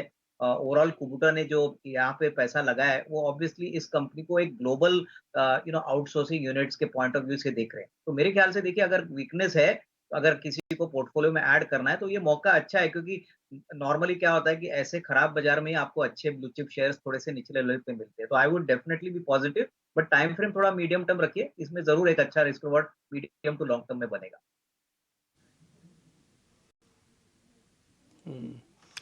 आज आप देखेंगे ना, जो सरकारी कंपनीज है, खासकर रेलवे से जुड़ी हुई कंपनीज हैं, वो थोड़ा कमज़ोर है। इरकॉन, IRFC, RVNL, ये जस्ट रिवर्सल है उसी चीज़ का जिससे बेसिस पे चले थे, वो कॉरिडोर वाला मामला, क्योंकि ये सारी चीज़ें उसी से ही जुड़ी हुई हैं। तो इसलिए जो इमीडिएट रिएक्शन है ना वो 4% का आपको दिख रहा होगा। ये ज़्यादातर वही कंपनीज़ हैं जैसे मैंने आपको बताया जो रेल कॉरिडोर से कनेक्टेड थी, जिसको रिसेंटली भी मोदी जी ने अनाउंसमेंट किया। इसके अलावा एक और कंपनी भी MMTC, ये टिपिकली एक्सपोर्ट ओरिएंटेड कंपनी है, तो ये एक्सपोर्ट्स इंपोर्ट्स में काम आती है। वो शेयर भी आज 5.5% नीचे है। तो ज़्यादातर सरकारी कंपनीज के अंदर प्रॉफिट बुकिंग हो रही है। ये कुछ जो अच्छी चली हुई कंपनीज थे जिनका ट्रेड से किसी न किसी तरह से सरोकार भी होगा। आगे बढ़ते हैं, 1-2 शेयर और चेक कर लेते हैं। ये JB केमिकल नाम की एक फार्मास्यूटिकल कंपनी है, 25 रुपये ऊपर है, 1.25% तेज़ है। एक बार शिवांगी आप इस शेयर को चेक करेंगे, JB केमिकल्स फार्मा के नाम से 1506 का भाव, 16 रुपये ऊपर है ये शेयर। जरा इसके अंदर बताइए, कुछ ट्रेड बनता है तो फिर देखते हैं। इस स्टॉक की अगर हम बात करें तो हमने देखा है कि कंटिन्यूसली पिछले 4 महीनों से हायर जोन्स, हायर लोज बनते जा रहे हैं। तो सपोर्ट बेस्ड बाइंग है यहाँ पे और कोई भी डिक्लाइंस में खरीदारी देखने को मिल रही है। तो स्टॉक अच्छा लग रहा है। टेक्निकली अगर हम बात करें वीकली जोन्स पे, अगर हम देखें, इसका जो लोअर जोन्स है उसको काफी अच्छी तरह से होल्ड भी कर रहा है अराउंड 1370 लेवल्स। तो यहाँ पे एक अच्छी बाइंग इंटरेस्ट देखने को मिल रही है। इमीडिएटली अगर हम बात करें तो 1570 तक के टारगेट्स बनते हुए दिखेंगे। 1475 के एक सपोर्ट को हम ध्यान रखें। इस बीच अगर आप निफ्टी को चेक कर रहे हैं ना, तो करीब 50 पॉइंट की रिकवरी आ चुकी है लो से। आज का जो लो लगा वो 480 का था, एक झटके में इसने लगाया 480 का लो और उसके बाद इसने रिकवर किया। तो इसलिए ये जो पॉइंट हम सुबह से आपके सामने कह रहे हैं कि एक तो 150 पॉइंट कम से कम हमको गैप मिले, 500 बच जाए। और अजय भी आपको सुबह ही कह रहे थे कि जल्दी मत कीजिएगा, थोड़ा सेटल होने दीजिए, मार्केट अपने आप से क्लियर करेगा। तो थोड़ा थोड़ा क्लियर कर रहा है। अभी मैंने आपको इंडिया विक्स जब दिखाया था तो सब 11.5% ऊपर था, अभी विक्स करीब 10% से नीचे आ चुका है, यानी कि थोड़ा टेम्परेचर डाउन हुआ है डर का। तो ये देखते अभी भी स्थिति एकदम से नहीं सुधरी, आप मैं फिर से बोल रहा हूँ आपको, लेकिन फिर भी आप इमीडिएट एक रिलीफ ले सकते हैं कि देखिए हम 500 के आसपास एक बेस बनाने का काम करेंगे आज के लिए, तो ये अच्छी चीज़ है। बैंक निफ्टी को थोड़ा ज़्यादा समय लगेगा, इसलिए ज़्यादा ट्रेड अगर आप देखने हो तो निफ्टी के अंदर लीजिएगा, उसमें आज आईटी का सपोर्ट भी अच्छा जुड़ रहा है और बैंक निफ्टी में आज नॉन आईटी वाला जो सारे शेयर यानी कि बैंकिंग स्टॉक्स हैं वो उतना प्ले नहीं कर रहे हैं आज। आगे बढ़ते हैं, एक शेयर मेरे पर लिस्ट में और है, मैं ज़रा वो भी ज़रा चेक करा लेता हूँ, वो है इप्का लैब। एक बार ज़रा ये शेयर आप कुछ शेयर चेक करना, ये सीरीज़ का शेयर हमें लगता था Ipca lab. DP Ipca lab पे मैं व्यू देता हूँ, उसके पहले मैं क्विक वर्ड दे दूं ऑन निफ्टी, जो आप बोल रहे थे बिल्कुल उसी को सपोर्ट करते हुए कि निफ्टी पे अगर आप देखें तो 19,500 का जो पुट है इस वीकली एक्सपायरी का, उसमें बेस जो है ये सुबह से बढ़ते ही जा रहा है। Even when markets dipped just below 19,500, तब भी आप देखें इसमें पुट्स में जो है वो एडिशन ही हुआ है, तो कहीं ना कहीं वहां से कॉन्फिडेंस आ रहा है कि शायद 19,500 का जो लेवल है ये होल्ड कर सकता है। बट फिर भी हम कहेंगे we are not out of the woods yet, एक पहली रिबाउंड हम देख रहे हैं खुलने के बाद मार्केट के, तो अगर कोई निफ्टी में पोजीशन ले रहा हो तो क्वांटिटी छोटी रखें, ट्रेलिंग स्टॉप लॉस या रादर अपने स्टॉप लॉसेस लेके चलें, बट यहाँ से डेफिनेटली एक लॉन्ग पोजीशन जो है ये वेंचर की जा सकती है। So just supporting what you said कि 19,500 जब तक होल्ड करता है आप बिल्कुल यहाँ पे एक लॉन्ग पोजीशन कंसिडर कर सकते हैं, but with your risk management in place and stop losses in place. अब मैं इप्का लैब्स की बात करूं तो देखिए यहाँ पे हम 1940 का जो लेवल है इसको क्रॉस करने के लिए काफी मशक्कत कर रहा था ये स्टॉक, हम देख रहे थे। आज जिस तरीके का मार्केट है उसमें इसने अपने रेजिस्टेंस जोन को क्रॉस भी किया है, सस्टेन कर रहा है। वॉल्यूम्स हालांकि थोड़ी सी और पिकअप करती हैं तो कॉन्फिडेंस और बेहतर रहता है इसमें, लेकिन मोमेंटम इंडिकेटर पे सेटअप अच्छा है। ऑल इन ऑल यहाँ पे आप एक लॉन्ग पोजीशन कंसिडर कर सकते हैं। नियर टर्म्स के हिसाब से मेरे हिसाब से यहाँ पे 965 और 985 के जो दो लेवल्स हैं वो एज अ टारगेट एक्ट करेंगे। इसमें स्टॉप लॉस जो है जो आज के दिन का लो है विच इज 925 में, उसी को लेके चलूंगा। ऑलराइट, ये तो बात हो गई इप्का लैब पे। थोड़ा सा रिकवर तो हुई है मार्केट्स, आईटी इकलौता सेक्टर था जो आप हरे निशान में देख रहे हैं, लेकिन थोड़ा ऊपर आपको अब फार्मा स्टॉक्स के कुछ काउंटर्स भी दिख रहे हैं। डीवीज लैब इस वक्त आप देखें 8% तेज है और पिछले कुछ मिनटों में वहाँ पर थोड़ी बाइंग भी आई है। रिकवर थोड़ा सा एलएनटी भी हुआ है। एक बार एलएनटी को डिस्कस करते हैं। शिवांगी, एलएनटी में एक बड़ी मूव आ चुकी है, लेकिन अगर इस बार के नंबर्स में भी अगर वो एक जिस तरह से पॉजिटिवली सरप्राइज करते हैं, स्ट्रॉन्ग ऑर्डर बुक जो उनके पीछे के क्वार्टर्स में भी दिख रही है, तो यहाँ से और क्या कितनी चाल बन सकती है? आप बायर होंगी लेवल्स पर एलएनटी पे या फिर एक डिप का वेट करेंगी? प्रियंका, एलएनटी एक ऐसा स्टॉक है जहाँ पे कोई भी डिप्स को यूटिलाइज करने लायक है, और इस स्टॉक में हमने देखा है कि कंटिन्यूसली जो है ईयर आफ्टर ईयर ये स्टॉक परफॉर्मर रहा है। तो यहाँ पे बिल्कुल मेरी राय रहेगी कि थोड़े भी डिक्लाइंस में हम इसको यूटिलाइज करें। 3200 तक के लेवल्स जो है वो नेक्स्ट बनते हुए दिख रहे हैं इसके एक नए life time high price territory की तरफ। स्टॉक जो है काफी रेजिलेंटली स्ट्रांगली खड़ा है मार्केट के वीकनेस के बावजूद। तो यहाँ पे बिल्कुल यहाँ पे हमें खरीदारी करनी चाहिए, करने की सलाह होगी। बहुत ही ऑब्वियस ट्रेड है सोनिया आज, क्योंकि ऑयल प्रोड्यूसर्स के लिए चाहे ओएनजीसी हो, ऑयल इंडिया हो, लेकिन क्या ट्रेड मोमेंटम निकल गया है? आप अब भी एक ट्रेड इनिशिएट करेंगे क्या ओएनजीसी पर या ऑयल इंडिया पर? देखिए, ओएनजीसी और ऑयल इंडिया में अगर मैं कंपेयर करूं तो मेरे ख्याल से ओएनजीसी का कॉल राइटिंग जो है 190 में काफी स्ट्रांग है, वो उसके ऊपर सस्टेन नहीं करता है, एंड जब तक वो उसको क्रॉस नहीं करता है तो फ्रेश लॉन्ग्स इसमें नहीं जाऊंगी। ऑयल इंडिया में अगर देखूं तो कंसोलिडेशन में है एंड कंपैरेटिवली बेटर है, तो मेरे ख्याल से ऑयल इंडिया में आप करंट लेवल्स में भी आप ले सकते हैं, पोजीशन इनिशिएट कर सकते हैं। इसका स्ट्रॉन्ग सपोर्ट भी अच्छा है, डे लो पे भी इसका जो भी आप सपोर्ट है उसको मेंटेन कर सकते हैं। सो दोनों कंपैरिजन में ऑयल इंडिया थोड़ा बेटर लग रहा है मुझे स्ट्रक्चरली। फार्मा गेनर्स की तरफ नजर डालिए, रेड्डी साहब लेके आइए कौन से फार्मा स्टॉक्स। देखिए बाजार का जो स्ट्रक्चर है वो थोड़ा सा डिफेंसिव की तरफ टिल्टेड है, तो फार्मा गेनर्स में देखिए आपको डिवीज 2% ऊपर डेज हाई की तरफ नजर आ रहा है, और दूसरे पूरा स्टैक ले आइए, एक स्टैक के अंदर आपको 5-7 फार्मा गेनिंग स्टॉक्स नजर आ जाएंगे। ये देखिए इप्का, डिम्पी बात कर ही रहे थे, डेज हाई की तरफ है। प्रशांत वापस आ गए। प्रशांत, अगर मुझे फार्मा में कुछ बाइंग देखनी है तो कहाँ पे आपको अच्छी अपॉर्चुनिटी नजर आती है? मूवमेंट तो ठीक ठाक हो रहा है जी। अजय जी, इनफैक्ट मैंने जो स्टॉक चुना था आपको बताने के लिए वो भी फार्मा से ही था, ग्लेनमार्क। करीबन 790 पे स्पॉट ट्रेड कर रहा है। आपका जो स्टॉप लॉस होगा वो 770 775 के बीच, 770 एक कंजर्वेटिव स्टॉप लॉस है और मेरे हिसाब से यहाँ से जो टारगेट आपको देखना चाहिए वो होगा 830, 830 से लेके 840 के आसपास। काफी अच्छी डिप आई है और मुझे लग रहा है यहाँ से ये स्टॉक पिकअप हो सकता है। आइनॉक्स विंड में देखिए, और आइनॉक्स विंड, आइनॉक्स ग्रीन दोनों देखिए, दोनों में मैनेजमेंट बता रहे हैं बार बार कि हम डेट फ्री होने की कोशिश कर रहे हैं। दोनों stock wind days high, green भी आ जाएगा आपके स्क्रीन पे। थोड़ा ये नए आईपीओज हैं, इनमें शायद डेटा उतना नहीं, ये भी ऑफ लोज आपको नजर आ रहा है। शिवांगी, आपने देखे आइनॉक्स विंड, आइनॉक्स ग्रीन, कुछ ट्रेड है इसमें? आइनॉक्स की अगर हम बात करें, यहाँ पे आइनॉक्स विंड दोनों ही स्टॉक में अगर हम देखें तो यहाँ पे एक मोमेंटम चेंज होते हुए जरूर दिख रहा है।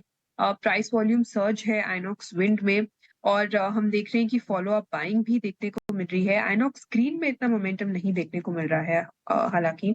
तो यहाँ पे जरूर विंड को हम चेज कर सकते हैं, पर यहाँ पे एक प्योरली ट्रेडिंग कॉल ही रहेगा। टेक्निकली अगर हम बात करें तो यहाँ पे 225 तक के लेवल्स जो है वो नेक्स्ट एक्सपेक्ट हम कर सकते हैं। कुछ सेलेक्ट ऑटो स्टॉक्स में बाइंग आ रही है। इंट्राडे टीवीएस मोटर्स और बजाज ऑटो दोनों के इंट्राडे लेके आई है। नीचे के लेवल से डिक्लाइन में बाइंग आई। ये देखिए 1500 के लेवल तक गया था, 1510 पे। इनफैक्ट बजाज ऑटो भी हरे निशान में ब्रेकआउट करता हुआ दिख रहा है। टीवीएस ऑलरेडी हरे निशान में। दोनों स्टॉक्स में नीचे से अच्छी बाइंग आई है। कुछ ये दोनों स्टॉक्स में अगर मुझे ट्रेड लेना हो तो आपको कंफर्ट किस में ज्यादा आ रहा है?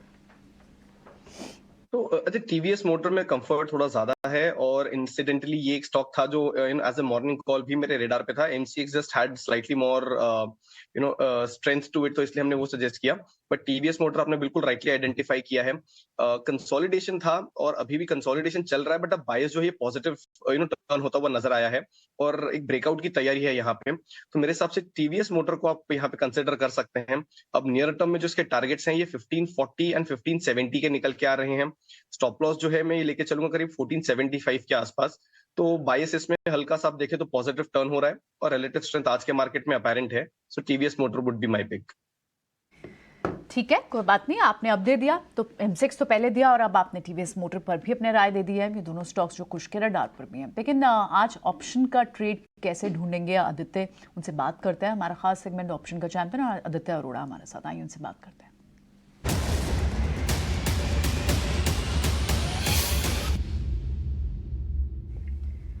मॉर्निंग आदित्य, बताएं इस वीकनेस का कैसे फायदा उठाएंगे? कोई शॉर्ट ट्रेड है आपका ऑप्शंस का? कैसे ले रहे हैं ट्रेड आज?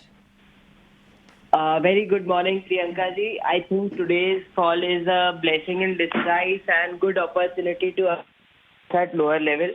तो देखा जाए तो मार्केट ने बहुत ज्यादा नेगेटिव रिएक्शन नहीं दिया है। एज पर अगर आप बॉन्ड मार्केट देखें, डॉलर इंडेक्स देखें, कमोडिटीज देखें, और कमोडिटीज आज बहुत अच्छा आउट परफॉर्म कर रही है। इंटरनेशनल मार्केट में कॉपर के भाव बढ़ चुके हैं और डोमेस्टिक न्यूज भी अच्छा है। और निफ्टी मेटल इंडेक्स भी अभी बहुत इंपॉर्टेंट सपोर्ट पे खड़ा है 6659 के। तो मेटल्स में बाइंग करेंगे और आज की पिक मेरी है मेटल में टाटा स्टील पे। तो काफी बुलिश पैटर्न बन रहे हैं और इसमें हम स्ट्रैटेजी ये करेंगे 125 का कॉल खरीदेंगे, अभी 2.8 चल रहा है। 135 का कॉल सेल करेंगे, वो 0.60 चल रहा है।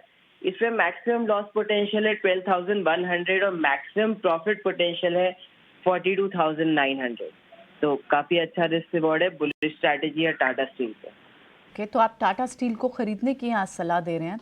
125 वाली कॉल जो इस वक्त ₹2.80 पे ट्रेड कर रही है, लेकिन एक ऊपर की कॉल बेचने की भी। तो हेज्ड स्ट्रैटेजी के साथ आप मेटल में टाटा स्टील पर ये कॉल ले रहे हैं और रिस्क और रिवॉर्ड दोनों आदित्य बता रहे हैं। ठीक है, बहुत बहुत शुक्रिया आदित्य ये ट्रेड बताने के लिए। ठीक है, बढ़ते हैं आगे, कुछ और स्टॉक्स भी देखते हैं, क्योंकि आज पीएसयू बैंक्स थोड़े से सॉफ्ट हैं। लेकिन अगर ये एक्यूमुलेशन, ये अपॉर्चुनिटी का फायदा उठाना होगा तो कौन से बैंक्स पे नजर होगी सोनी? कि बैंक्स में एक्चुअली अगर मैं देखूं तो strictly as an entire sector मेरा अभी भी वीक और या सेल ऑन राइज का एंटायर सेक्टर पे फोकस है। बट कुछ स्टॉक्स ऐसे हैं जो कि आउट परफॉर्म कर सकते हैं, जैसे कि आरबीएल बैंक और बंधन बैंक की मुझे अभी भी स्ट्रक्चरली बेटर लग रहे हैं पोजिशनल प्ले के लिए, इंट्राडे के लिए स्ट्रिक्टली नहीं है। सो दोनों में से मेरे ख्याल से आरबीएल बैंक जब तक 240 238 का सपोर्ट होल्ड कर रहा है, पोजिशनल प्ले के लिए काफी अच्छा है, स्ट्रॉन्ग है। और आप इसको इसी लेवल पे भी देख सकते हैं, डिप में अक्यूमुलेट कर सकते हैं। ऊपर का इसका टारगेट रहेगा 265 टू 272। सो ये आरबीएल बैंक मेरे ख्याल से आउट परफॉर्म करेगा ऑल अदर बैंक्स इसी एंटायर सेक्टर में। मार्केट चॉपीनेस में अच्छा अपॉर्चुनिटी मिल रहा है टू बाय ऑन डिप्स। ठीक है, आरबीएल बैंक के नंबर्स भी एक्सपेक्टेड हैं कि अच्छे आ सकते हैं और आप इन्हें टेक्निकली लेवल्स पर भी देख रही हैं कि यहाँ से आप बाय करने का मौका ढूंढेंगी। लेकिन आप एक बार पीएनबी जैसे स्टॉक्स पर भी व्यू लेते हैं। बेस्ट ऑफ द निम्स थे इनके लास्ट क्वार्टर में, और बैंक्स जो भी हो डिस्पाइट थोड़ी सी जैसी मार्जिन पे प्रेशर हो, लेकिन एक रेजिलियंस तो दिखाई है सारे पीएसयू बैंक्स ने। कोई पीएसयू बैंक आपके रडार पर होगा प्रशांत?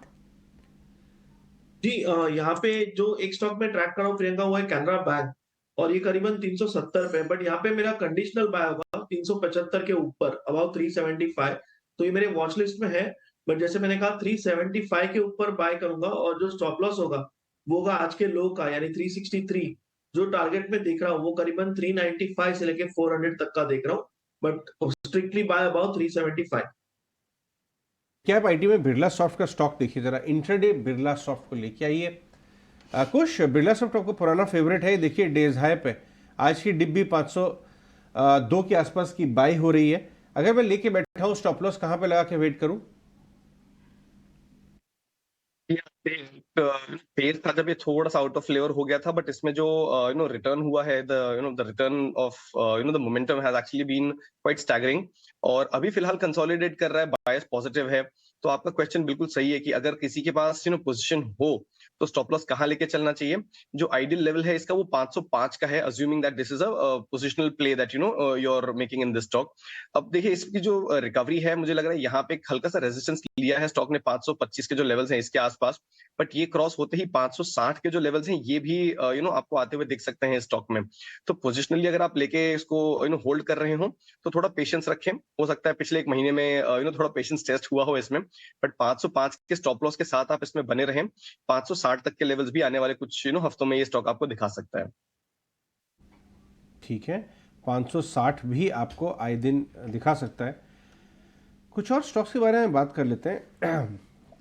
पीआई इंडस्ट्रीज 3300-3400 के नीचे आ गया। मितेश, पीआई लेने जैसे भाव में आ रहा है या एक बार 3231-32 के आसपास आएगा फिर टच करेंगे आप?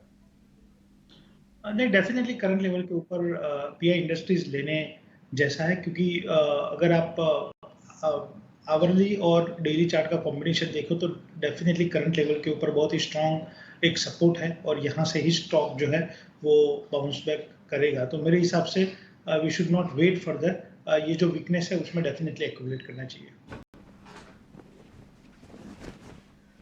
ओके, एक स्टॉक और देखते हैं। पाइप काउंटर्स में अच्छी खासी मूव थी जब से एक नया एंट्रेंट भी आया स्पेस में। वीनस पाइप में हमने देखा है स्ट्रॉन्ग मूव रही है, लेकिन ऊपर से भी अच्छा खासा करेक्ट भी हो चुका है, लगभग टॉप से 20% टूट चुका है। वीनस पाइप में क्या मौका होगा मितेश, यहाँ से आप लेंगे इसे? मितेश, वीनस पाइप डेफिनेटली आपने जो बोला, ऊपर से बहुत ही स्ट्रॉन्ग करेक्शन हुआ है स्टॉक में। 1576 का टॉप बनाने के बाद अराउंड 1300-1200 के ऊपर स्टॉक अभी ट्रेड कर रहा है। लेकिन जो कल हमें डेली चार्ट के ऊपर बाउंस मिला है वो वन ऑफ बाउंस है, क्योंकि बहुत ही स्टीप करेक्शन आया था। तो डेफिनेटली करंट लेवल के ऊपर खरीदारी इसमें नहीं रहेगी। हमारे हिसाब से वीकनेस अभी और परसिस्टेंट रहेगी। ये स्टॉक को जो अगर लेना है तो राइट रेंज रहेगी बिटवीन 1000 टू 1050, 1000 टू 1050। तो फिलहाल जो बाउंस कल के लिए आया था वो आज भी अगर आप देखें तो सोल्ड आउट हो चुका है, और अभी भी वीकनेस परसिस्टेंट रहेगी अगले 15 से 20 दिन में। तो हम अभी बाय नहीं करेंगे। Probably we are looking for a range of 1000 to 1050, उसके बाद ही बाय साइड ट्रेड फॉर्मेशन के मौके मिलेंगे। 1000 या 1050 के बीच आप खरीदेंगे वीनस पाइप से। वालचंद नगर पर एक बार डिस्कशन करते हैं, क्योंकि यहाँ के अब इसमें नए इन्वेस्टर आशीष कचोलिया भी हैं, और हमने देखा है ये स्टॉक अच्छा खासा मई से चला है। आज 5% तेजी के साथ ट्रेड कर रहा है ये। इसमें के लेवल्स पर एंटर करेंगे आप कुछ, अगर करेंगे तो? पहले तो बहुत समय बाद इस स्टॉक का नाम आई थिंक बहुत समय बाद इस स्टॉक का नाम रेडार पे आया है। टिपिकली एक इन्वेस्टर फेवरेट काउंटर ही रहता था, लेकिन अगर मैं इसका रीसेंट मूव देख रहा हूँ तो ये सर्किट टू सर्किट वाला मूव दिखा रहा है। अब ये जो मूव है ये थोड़ा कंफर्ट नहीं देता मुझे। क्योंकि upper circuits are good, but then जब लोअर सर्किट्स लगते हैं तो एग्जिट भी मुश्किल हो जाता है।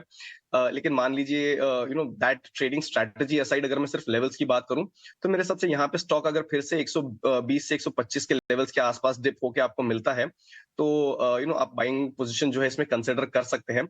स्टॉक वॉलेटाइल है, अगेन सर्किट टू सर्किट चल रहा है तो ये वॉलेटिलिटी एक्सपेक्ट करके चलनी चाहिए। तो 120 से 125 के जोन्स में अगर आपको मिले तो आप इसमें एक फ्रेश बाइंग कंसिडर करें। बट अप अंटिल देन मैं कहूंगा कि ऑलरेडी अच्छा खासा मोमेंटम है, आप आज चाहें तो फिर खैर लेने मिलेगा भी नहीं, बट अगर आप जंप करके ना लें इसमें, because if the stock starts to perhaps hit lower circuits then exit could be difficult. 120-125 का जोन कंसिडर करें, that is what I would say. Quantity थोड़ी कम रखें, that is the only trading strategy advice that I would suggest.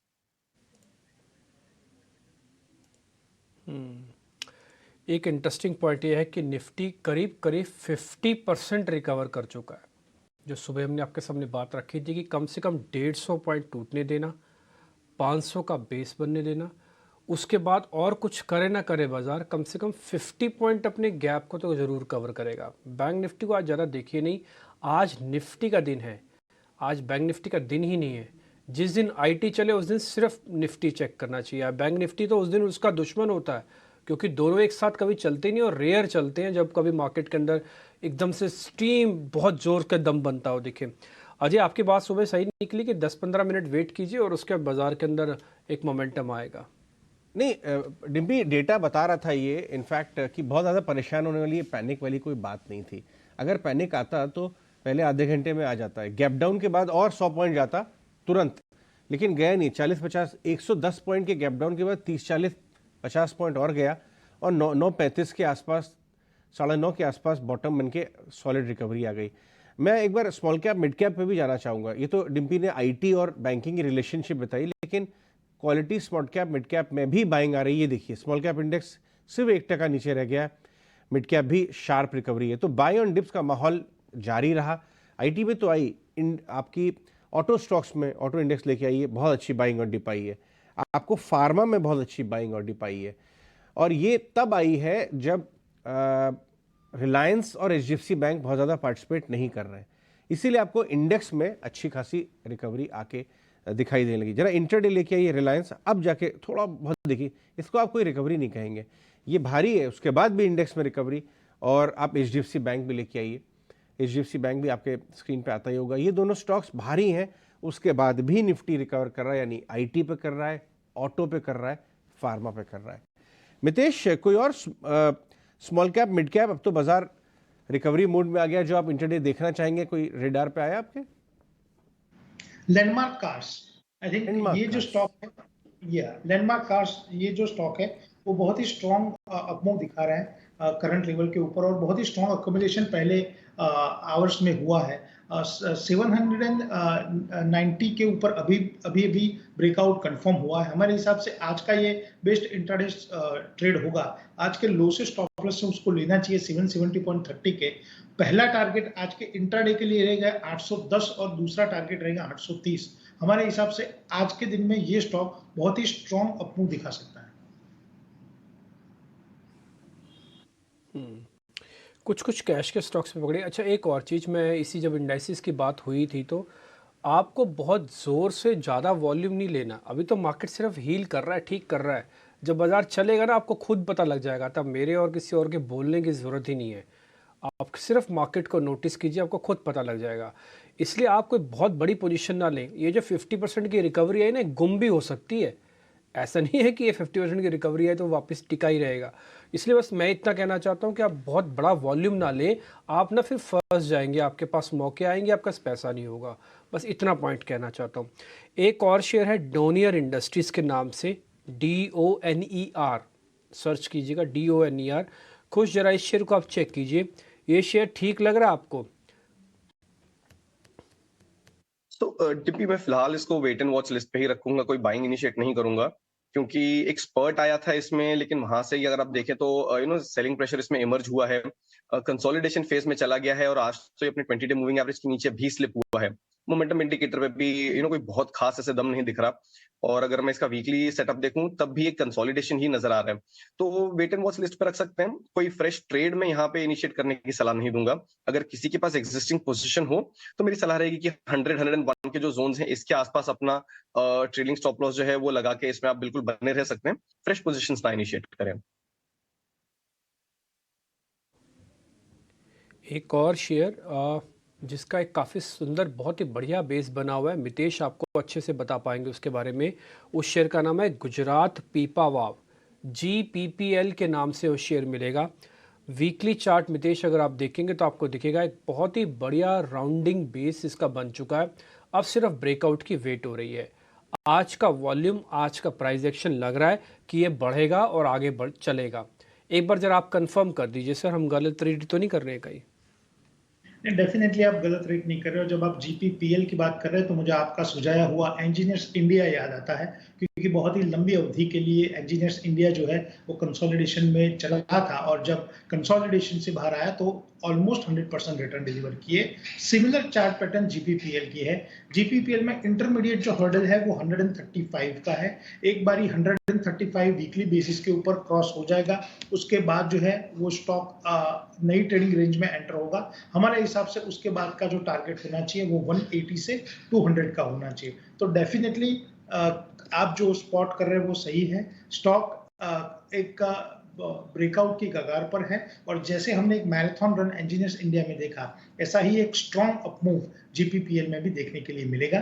Current level के ऊपर खरीदारी की सलाह रहेगी। आपने अभी देखा होगा, सुबह हमने खबर आपसे शेयर की थी कि डीमैट अकाउंट एडिशन का सिलसिला अभी भी जारी है। बहुत तेजी से नए इन्वेस्टर्स बाजार में आ रहे हैं और डीमैट अकाउंट में अच्छी ग्रोथ नजर आ रही है। उसका एक सीधा प्ले एंजल वन।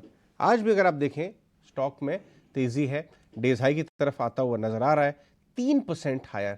जब से ये 1900 करीब 1900-2000 का लेवल क्रॉस किया है, इसमें एक नई जान आ गई है। और कुछ तो है ही हमारे साथ। कुछ आपको पता है कि मैं कुछ फंड से बात कर रहा था कि अब ये जो ऑप्शन मार्केट में एक्सप्लोजन हो रहा है देश भर में, उसका एक डायरेक्ट प्ले एंजल वन माना जा रहा है। चार्ट्स क्या कहते हैं, क्या ये नई टेरिटरी में जा रहा है? वो एब्सोल्युटली अजय, बिल्कुल। इनफैक्ट जो ये सेंटिमेंट या जो ये बिहेवियरल चेंज हम देख रहे हैं मार्केट में आते हुए, उसका एक डायरेक्ट प्ले एंजल वन बिल्कुल सही तरीके से लो कॉस्ट ब्रोकरेज की तरफ शिफ्ट हो गए थे। अब इनका अगर आप पूरा सेटअप देखें, it's very different from what it was last 5 may be even 10 years ago. और अभी अगर आप देखें तो स्टॉक ऑलमोस्ट अपने नए हाई के पास ही ट्रेड कर रहा है, तो नई टेरिटरी में बिल्कुल जा चुका है। What is very interesting and impressive is कि अभी भी इसमें आपको वॉल्यूम अपटिक देखने मिल रहा है और इतने अच्छे रनअप के बाद भी स्टॉक ओवर हीटिंग टेरिटरी में नहीं गया है, at least on a daily chart. तो हमारे लिए ये भी कंफर्ट का पॉइंट है। तो मैं कहूंगा यहाँ पे अगर आप एक पोजिशनल प्ले लें तो आपके लिए ज्यादा रिवॉर्डिंग हो सकता है। 2200 तक के लेवल्स आपको आने वाले कुछ महीनों में ये स्टॉक दिखा सकता है। अब निचले स्तरों पे अगर आप स्टॉप लॉस ढूंढ रहे हो तो 1980 के पास लेके चले। But you are right, momentum है, नई टेरिटरी में जा चुका है एंड 2200 तक के लेवल्स यहाँ से भी आपको आते हुए दिख सकते हैं।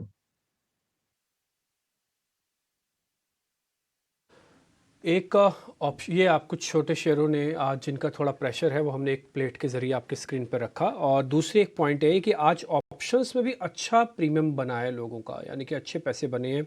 अगर आप सिर्फ 12 अक्टूबर की, क्योंकि अभी 9 तारीख का है, तो रिसेंटली बिल्कुल जो आपको ऑप्शंस मिलेगी वो 12 अक्टूबर की। 19,400 की अगर आप कॉल दिखाते हैं तो आपको आइडिया लगता। मेरी थोड़ी सी गलती है कि मैं आपको ज़रा अच्छे से नोटिस करवा देता, बट फिर भी मैंने आपको इंडाइसिस के बारे में मोटा मोटी बताया। अगर आपने ऑप्शंस में ट्रेड किया है तो 150-160 वाली कॉल अब 220 तो हो ही चुकी है। तो आप अपना फैसला ले लीजिए। अगर आपने ऑप्शंस देखे, चेक किए, समझ लिए होंगे तो एक बार बाहर भी निकलना चाहे तो निकल भी सकते हैं। आज का काम तो काफ़ी हद तक हो गया। हम ऑप्शंस का चैंपियन भी थोड़ी देर में लेके आएंगे। एक शेयर सुबह हमने अविनाश सर से पता किया था, वो था डेल्टा कॉप, क्योंकि जीएसटी काउंसिल से जो खबरें निकल के आई ना वो इस शेयर के लिए थोड़ी ठीक दिख रही हैं। एक काम और करते हैं, जरा सोनी पटनायक से पता करते हैं। सोनी, ये 2% ऊपर है डेल्टा कॉप। आज सुबह से लग रहा था कि ये अच्छा खबर आया जीएसटी काउंसिल से, जो समीक्षा की बात आई है। कितना दम है, कितना और रिकवर होगा? मेरे को थोड़ा डाउट है इसकी रिकवरी पर, कितनी स्पीड से होनी है इस पर थोड़ा डाउट है मेरे को। ये देखिए डिम्पी जी, आज मार्केट के चॉपीनेस और गैप डाउन ओपनिंग के बाद भी डेल्टा कॉप थोड़ा रिलीफ पा रहा है, 2% ऊपर है। बट ऐसा नहीं कि अग्रेसिवली इसमें जंप कर लेना चाहिए और कोई भी अग्रेसिव लॉन्ग पोजीशंस अवॉइड कीजिए, कॉशियसली इसको ट्रेड करना चाहिए। रिस्क ट्रेडर्स अगर कोई है तो 135 का स्टॉप लॉस लगा के आप इसको खरीद सकते हैं। छोटा ही ट्रेड रहेगा आपका इसका 148 टू 152 टारगेट्स के लिए। सो शायद इसी लेवल पे थोड़ी बहुत दोबारा सेलिंग और प्रेशर डिप भी दिख सकता है, तो रेंज में आप प्ले कर सकते हैं। हाईली रिस्क है, ये रिस्क ट्रेडर्स के लिए मैं इसमें कहूंगी। और पोजिशनली अगर कोई इसको देखना चाहते हैं तो इसको अवॉइड कीजिए। जब तक ये 170 के ऊपर ही सस्टेन नहीं करता है तब तक इसमें अग्रेसिवली लॉन्ग पोजिशंस बिल्ड मत कीजिए। ठीक है, अवॉइड करने की रिकमेंडेशन है। ठीक है, ये स्ट्रेंथ दिखाएगा, लेकिन अभी भी उस तरह का शेयर अभी नहीं बना है जहां पर आके एकदम से आपको आ जाना चाहिए, सारी प्रॉब्लम्स गुम हो जाएंगी, छू मंतर हो जाएगा। ऐसा भी कुछ हो नहीं रहा, अभी थोड़ा रुक जाइएगा। खैर, अनिरुद्ध